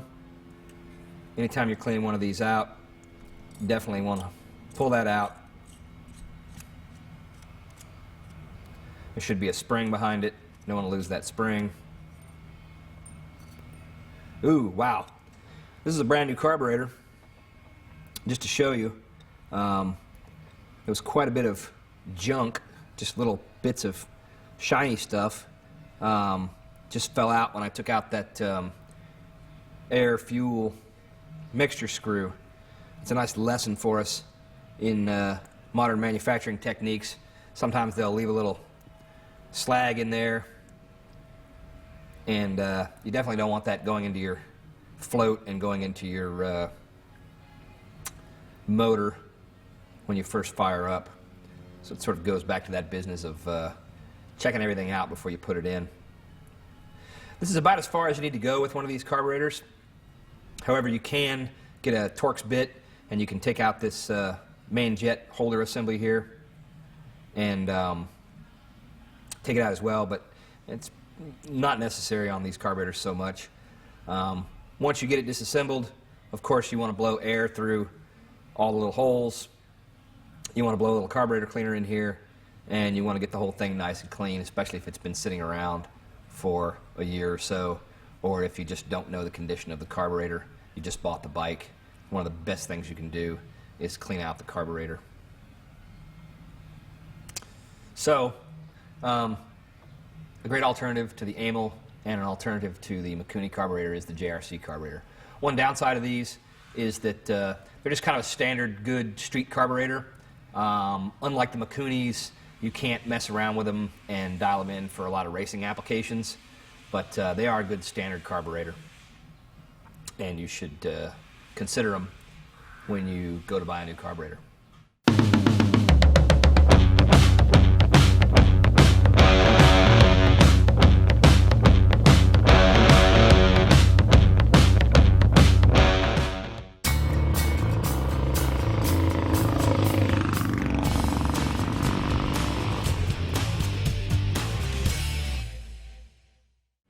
One thing you may end up doing when you rebuild your Triumph motor or your BSA motor, or any British motor for that matter, that has cam bushings, is you may end up replacing your cam bushings.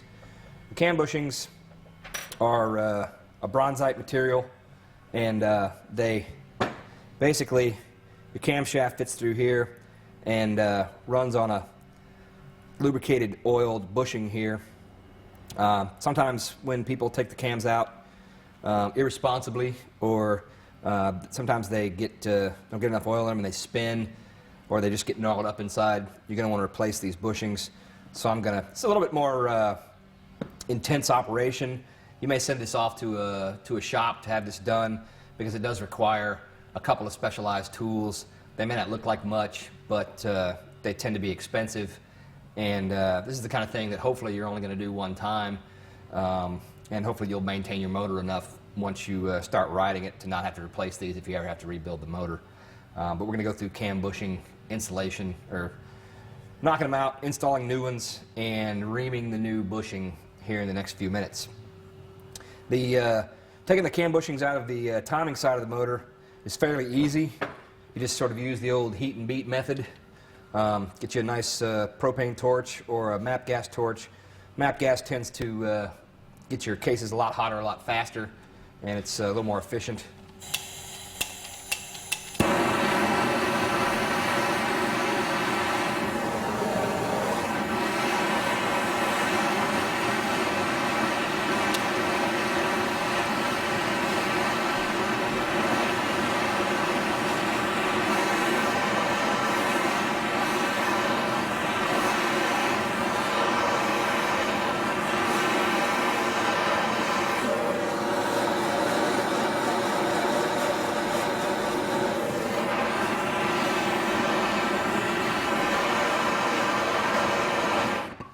The general rule on heating something up like this is you want to heat it up really, really good, to the point where you can drop a little bit of water on there or a little bit of spit, and it bubbles and boils. The hotter the better, but you don't want to melt anything. You don't want to do too much damage to it. Anytime you remove anything, you're going to want to use a soft drift, and you're going to want to be careful for it to be the size of the bushing, because you're not going to reuse the bushing. But you don't want to bang up the cases, and you don't want to put big score marks in the place where you're going to put the new bushings. That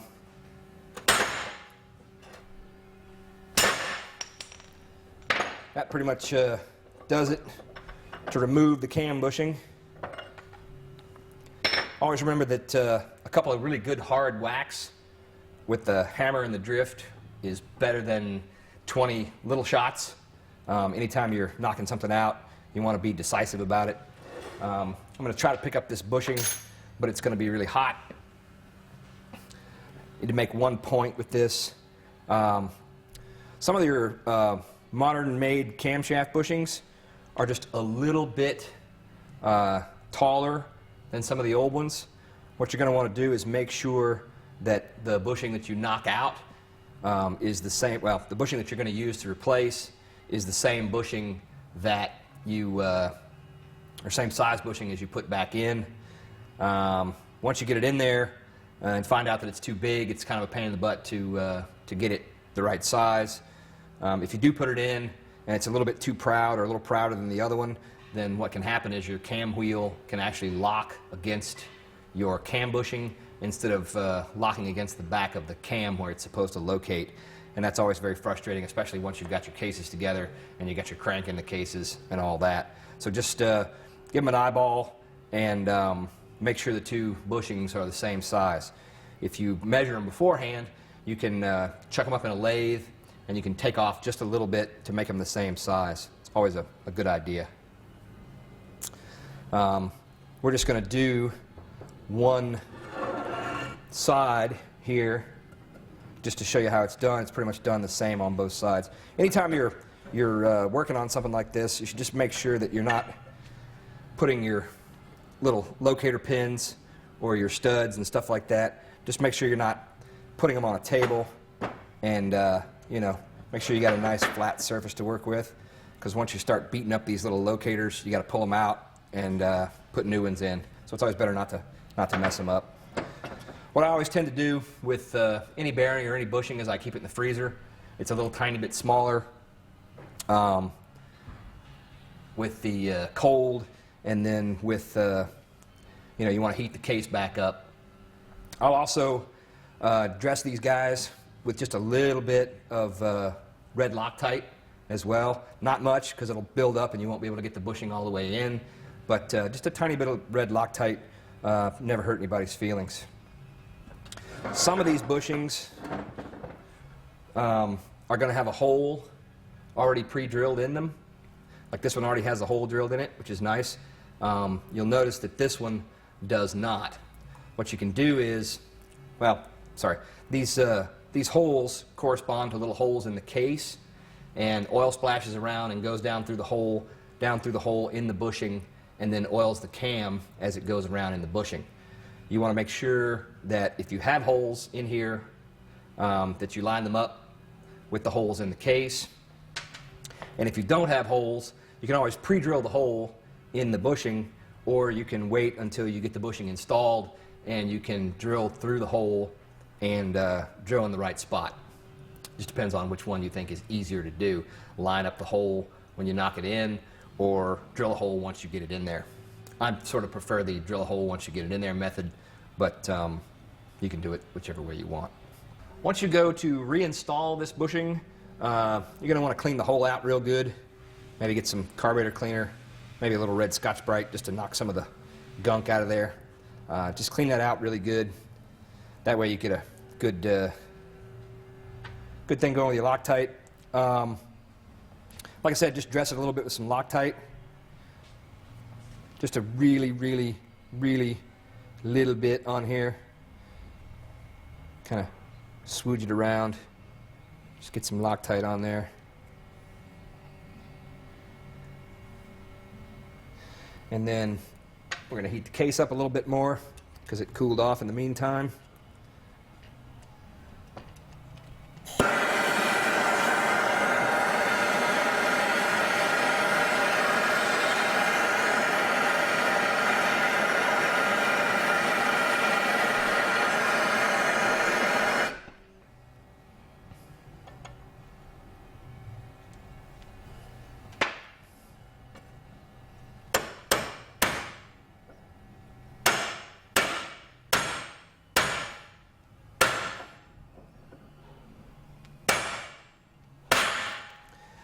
It's very important to use a softer material drift here. You can see I've marred up the edge just a little bit, even with that really soft brass drift. But you definitely don't want to use like a socket or something like that to drive that bushing back in. But there you go. And this is the one case half all finished up with a new bushing.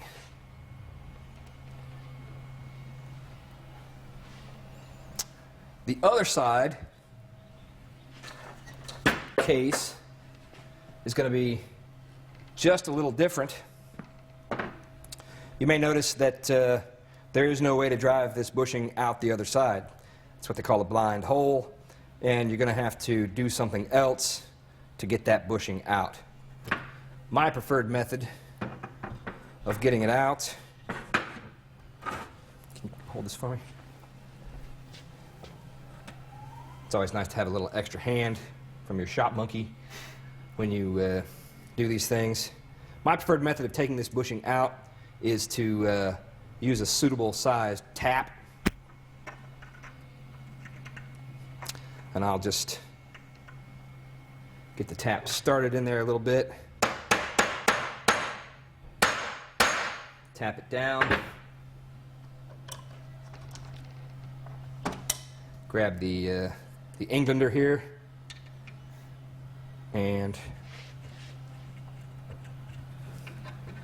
maybe even a little oil there. Never hurt anybody's feelings on a tap.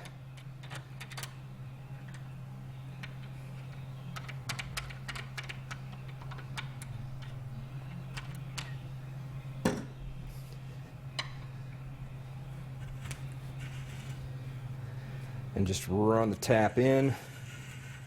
You're totally ruining this bushing when you do this, by the way.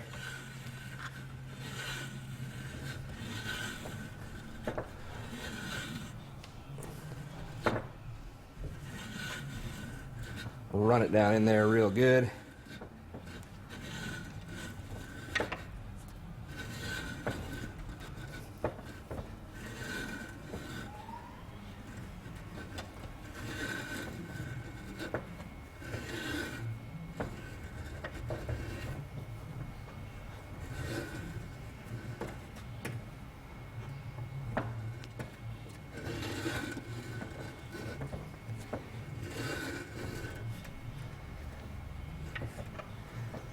And then what I will do, I'll take this stud out, get it out of our way.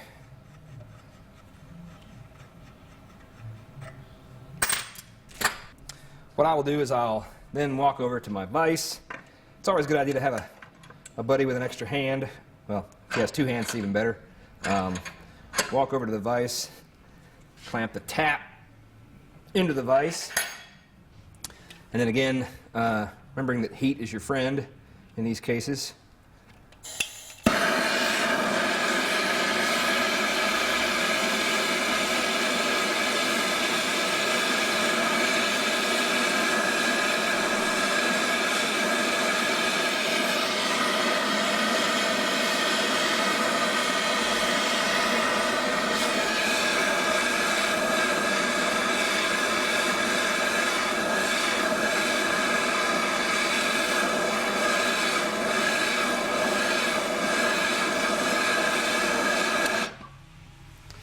Get it nice and hot,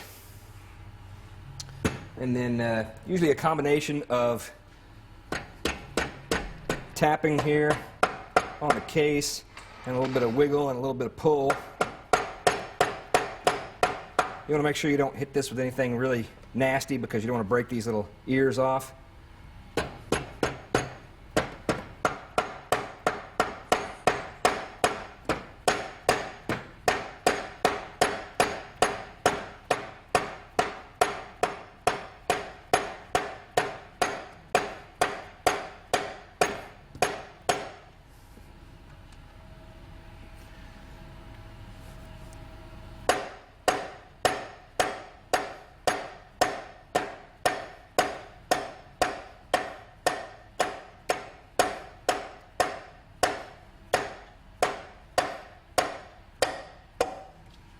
And there you go. Don't forget not to grab this because it is very hot.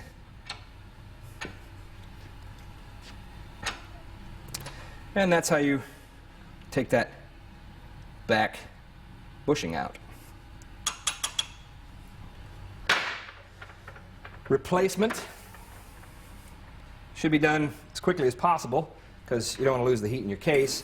On the other hand, you don't want to put it in when the hole is disgusting or has all the little bits of junk left in it from when you tapped into that bushing. So you want to definitely clean that out as good as possible. Maybe even give it a little compressed air.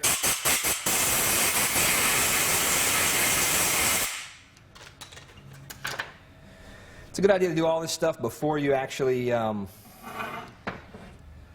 polish or clean your cases or whatever you're going to do with them, because once we start reaming, there's going to be some oil involved, and you're going to get them a little dirty. But just make sure that hole is nice and clean. There's also a little metal plate back in here that corresponds with your breather thimble. Just make sure that little plate doesn't fall out when you're pulling the camshaft bush out. Make sure you replace it. Otherwise, you'll have to pull the camshaft bush back out and redo it because you need that little metal plate in the bottom.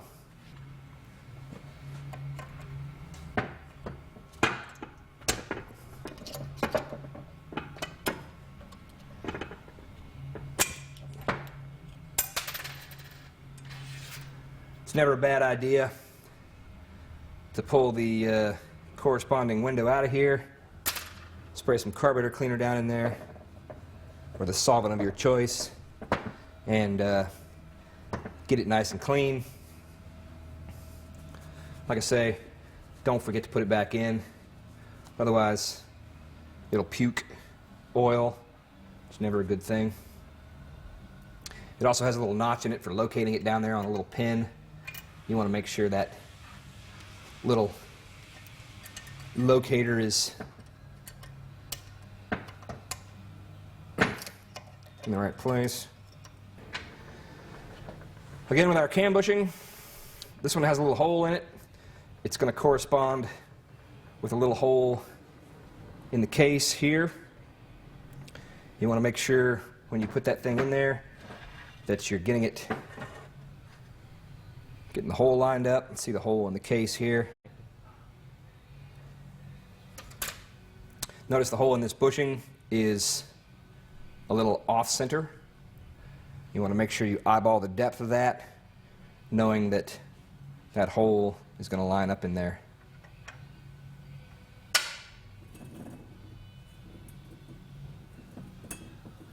You're going to want to heat up the case again.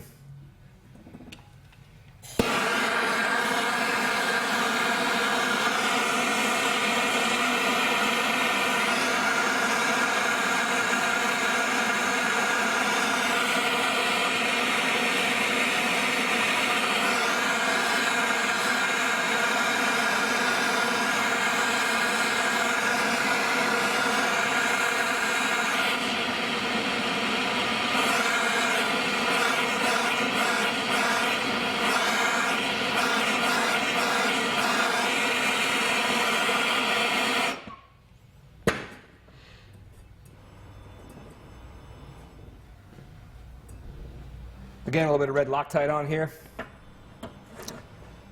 Don't forget that. We're going to not do it right now just because.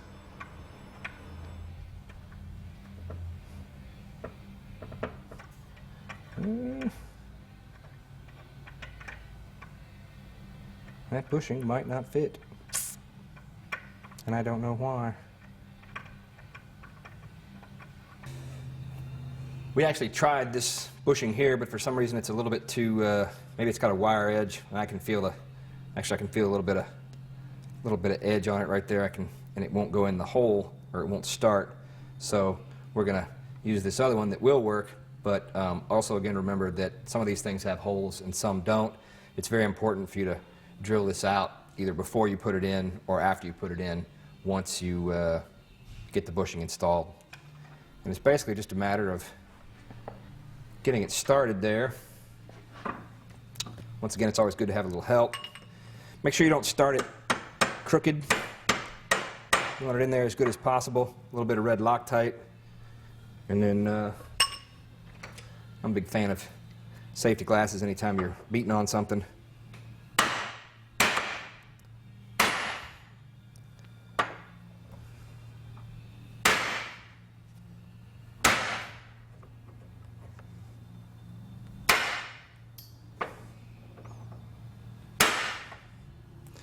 And there we go.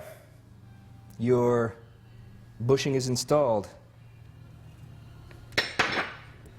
After we got these camshaft bushings installed, we tumbled these cases. It's basically media blasting and then tumbling them around in a solution of detergent and some plastic media. And we made these cases super duper clean. If you ever need this done, we can have it done for you. It makes the cases look brand new. If you're building a really nice motored bike, and you want a nice finish on a motor, tumbling is always a good idea. Basically, the reamer kit consists of 3 items. You have an actual reamer that is the exact same size as the primary side bushings, reams it to the exact size. You have a locator, which will fit together with this once we get the cases together.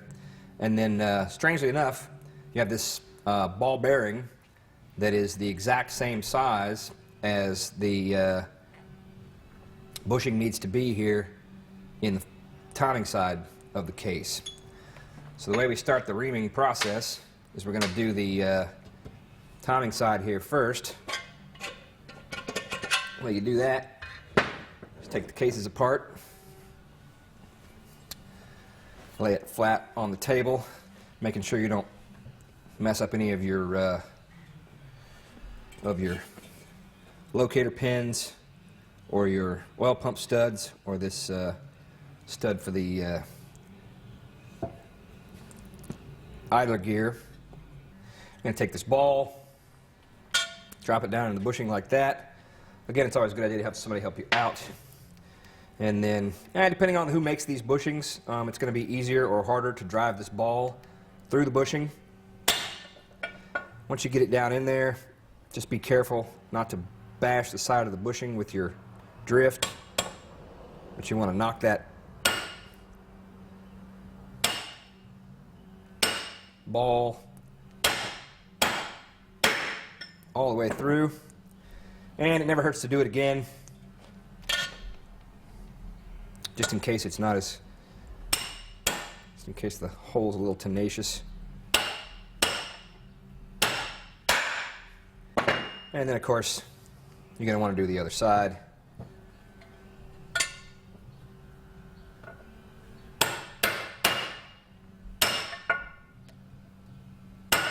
Again, being careful not to mar up your cam bushing.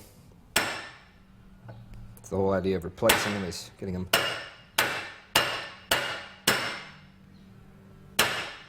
nice and smooth in there. So that's the first part of the reaming process. Next thing you're gonna want to do is roll this baby over and put this nicely sized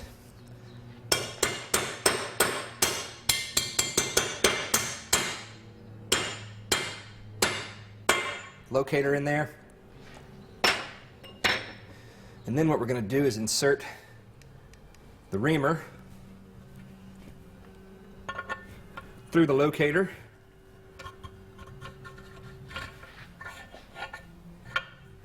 And then what we're going to do is we're going to bolt the cases together.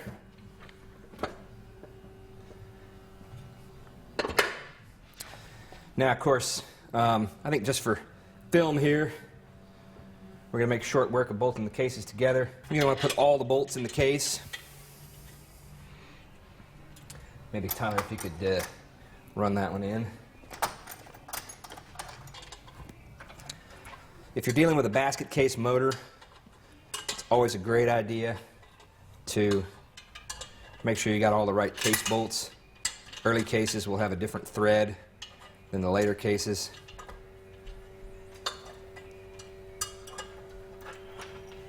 You want to make sure you get all the right stuff back in here.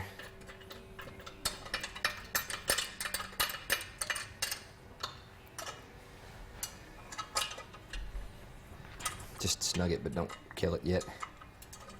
That's a pretty snug fit. Yeah.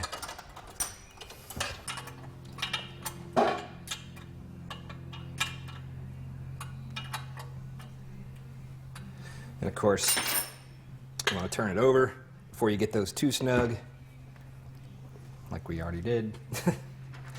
And you want to put the correct through studs into the case.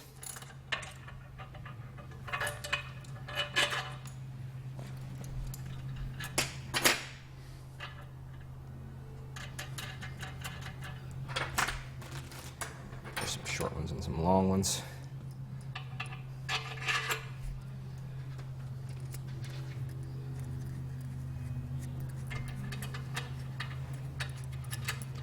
want to do when you're doing this is just pay close attention to the surfaces, especially where the cylinder head, the cylinder bolts down to the cases. You're going to want to make sure that you have this thing nice and flat.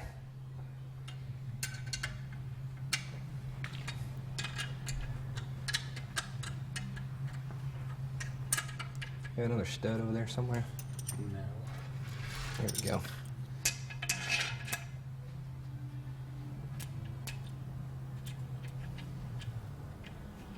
Are those all new bolts? These are all actually freshly CAD plated hardware. Cadmium plate was the what the factory used on this stuff. And you're going to snug these up to the factory spec, which you can find in your factory workshop manual. I think it's 30 pounds, but I can't remember. Don't quote me on that. Get them all snugged up.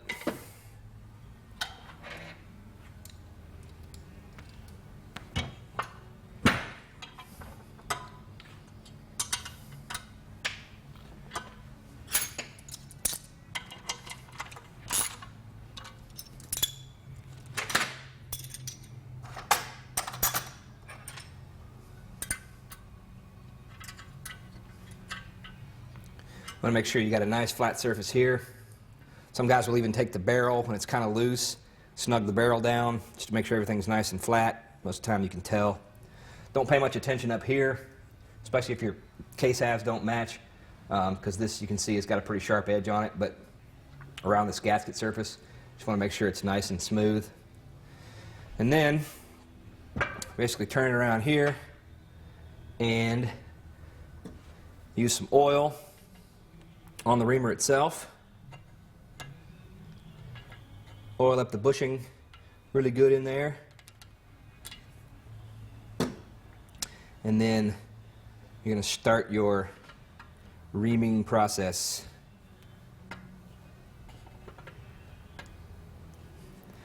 I had to cut a little notch in my reamer here because it didn't come with one. And then you're basically just going to apply pressure and turn this thing until you get the bushing reamed out. So you're turning and you're pushing and turning and pushing this thing all the way in until it bottoms out and you don't feel any more resistance. You're going to get a lot of stuff reamed out of this bushing depending on who made it and how close it is to the tolerance already. But you're just going to keep going. Always ream one way, always turn clockwise, and even when you start coming back out, you're going to want to make sure that you turn clockwise and pull it back out. You don't ever want to back the reamer up because those little chunks of stuff that you're taking out can actually get loose in there and then get under themselves and score the bushing as you actually pull it back out. So you just ream it all the way down to the bottom until it stops, and you're good to go. And then, of course, we have to take the cases back apart, pull the bolts out, set the reamer up again on the other side, and do the same thing. Ream out the bushing on the other side. One more point I'd like to make about the camshaft reaming process. It's fairly involved, but what you want to do is when you go to put your cases together and get your cams in there, go ahead and bolt it up and turn the camshafts. Make sure you put some oil in there and clean all the bits of stuff that got reamed out. Make sure you clean all that out really good. And then I would encourage you to assemble the cases with the cams in the new bushings just to make sure, put some oil on them and make sure the cams turn nice and freely. The last thing you want to do is leave a little piece of schnur in there or have a little high spot on the bushing and get your whole case together with the crank inside all sealed up and everything, and then your camshafts don't want to turn or they have a tight spot in them. So don't be afraid to put it all together and test it out before you do that. If you do have little spots in there, if you do have little burrs, just make sure the bushing's really clean, and then you can sort of go at it with some red Scotch-Brite. You can turn the cam in the in the bushing, and you can see inside the bushing where the cam is actually catching. You can watch for little dark spots in the cam bushing, and you can massage those dark spots out with a little emery paper or with a little bit of red Scotch-Brite. Some guys will even take a bottle brush hone and hone these out a little bit. That's not always the best idea because it's very difficult to clean in there. A bottle brush hone, you know, comes apart in little tiny pieces, leaves little scratchy pieces in there, and this being a soft material can actually, you know, catch some of that material and get it stuck in there, and then you're kind of grinding against the journal on the camshaft. Like I say, a very involved process. The good thing about cam bushings and camshafts is that most of the time, you know, if they're in good shape, you don't have to replace them. If they've been spun or if they, you know, have been marked up and beat up inside because of improper oiling, then, you know, you're going to want to replace them, but you don't always have to replace the cam bushings if they're in good shape and they mic out to the proper spec. It's a fairly involved operation. I forget what I paid for this reaming setup, but for what it is or what it looks like, it was fairly expensive. If you're only going to do it one time, maybe you should just send your parts out to somebody who knows what they're doing instead of investing in a tool that you're only going to use one time. It's up to you. Some guys like to do everything themselves, and I don't blame them.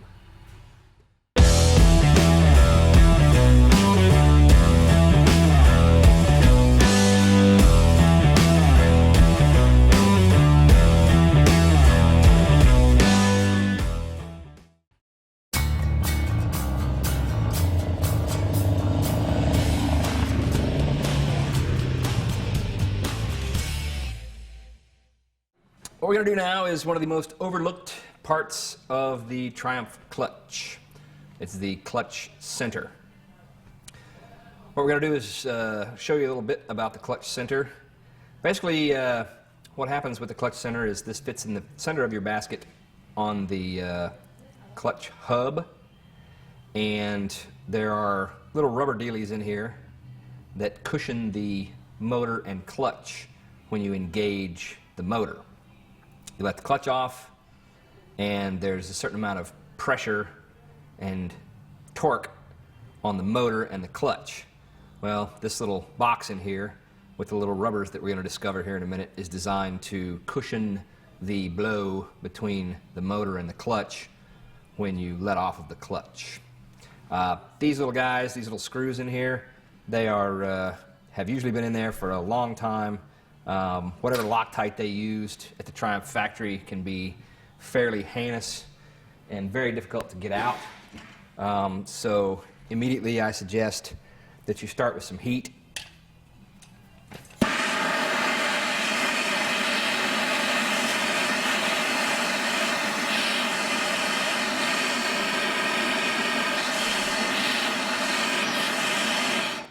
I burn these things like crazy. Heat them up really hot because you want to burn all that Loctite out. And then sometimes you can heat them enough just to where you can get a screwdriver in there and you can pull these things out. These are going to be quite a bit more tenacious than that.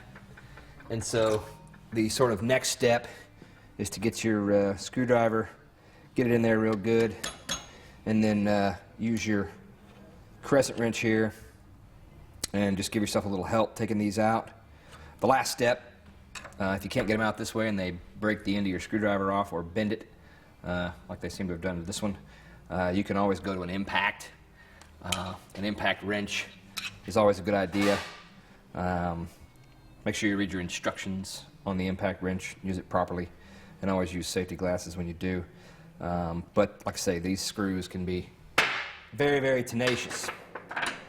But once we get them out, what happens is, what is revealed inside the clutch center is a little spider in here, a little 3-prong dealie, and a series of small and large clutch rubbers. These actually look like they've been done recently. Once you investigate, you might find somebody did it right behind you, and you can just button it back up with some blue or red Loctite on those screws and be done with it. These actually look pretty good. they're pretty, they're still very spongy. And like I say, I assume they've been replaced fairly recently. This example here, on the other hand, is starting to look pretty bad. You start to have the rubbers deteriorating from use. They're kind of crusty, kind of cracked. Some you're going to find that are just completely rotted away and junk.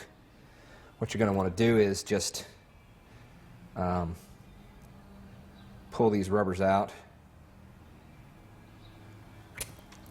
See how that one's starting to get all torn up? What I always do with these is I'll clean out the little compartment here, and I'll get all the junky pieces of rubber out, and I usually replace these rubbers with new ones. You want to pay attention to which way they go in, and then the new ones they make are a little bit different shape, but you can figure it out. What I always do is I always replace them one at a time, because if you pull them all out, then you start having real serious problems, because the old ones, of course, are a little smaller than the new ones, and that last one can be a serious booger to get back in there if you don't replace them one at a time. Sometimes to help yourself out a little bit, you can dress the side of them with a little bit of light oil or a little bit of grease, just to be able to get them in there. I'm already seeing that this new one here is fairly difficult to get in, but with enough prying and pushing and messing around with a little bit of oil to get started, you can usually get these things back in fairly short order.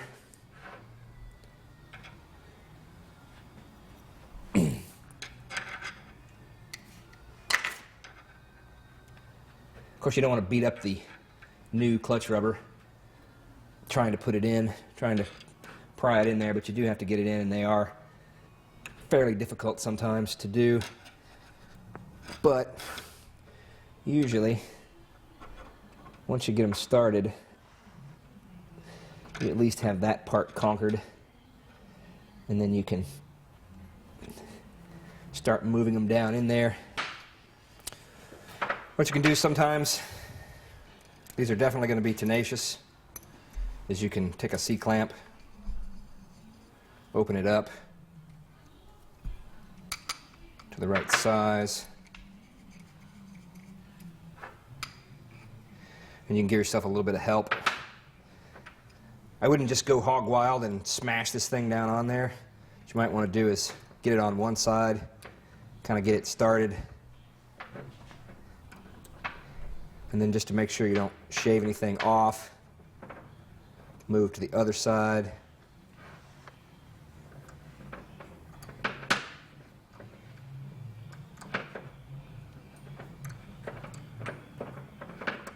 Like I say, in the beginning, a little bit of grease helps a lot. But if you're smart about this and don't go crazy right away, you can usually work these clutch rubbers right down into the right place without damaging them or without too much frustration.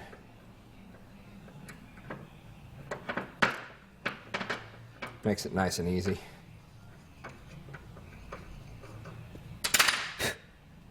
And then, of course, you just continue on around, pulling out another one, paying attention to the way it goes in, maybe even breaking out your new clutch rubber, taking a look at the shape here, setting it where you want it to go, and then popping out the old one. If you weren't good at puzzles when you were a kid, you're going to want to pay close attention to the way these things go in and out, because you'll lose track of which way it goes and you'll get all confused. Again, clean the hole out pretty good. Make sure you get all the little bits of crap out of there. and put the next one in. Get it started.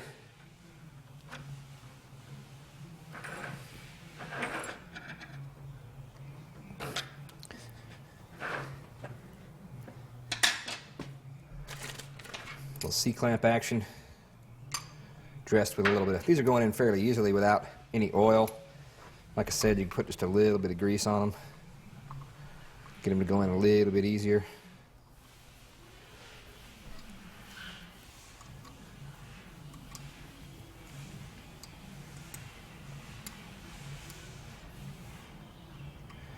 And just work it down in there.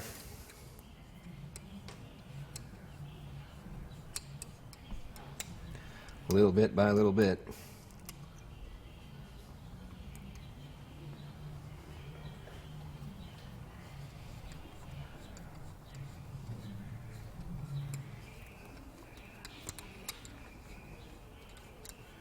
Don't tighten this thing down so far that you cut the rubber, but you can go pretty good before you start doing that.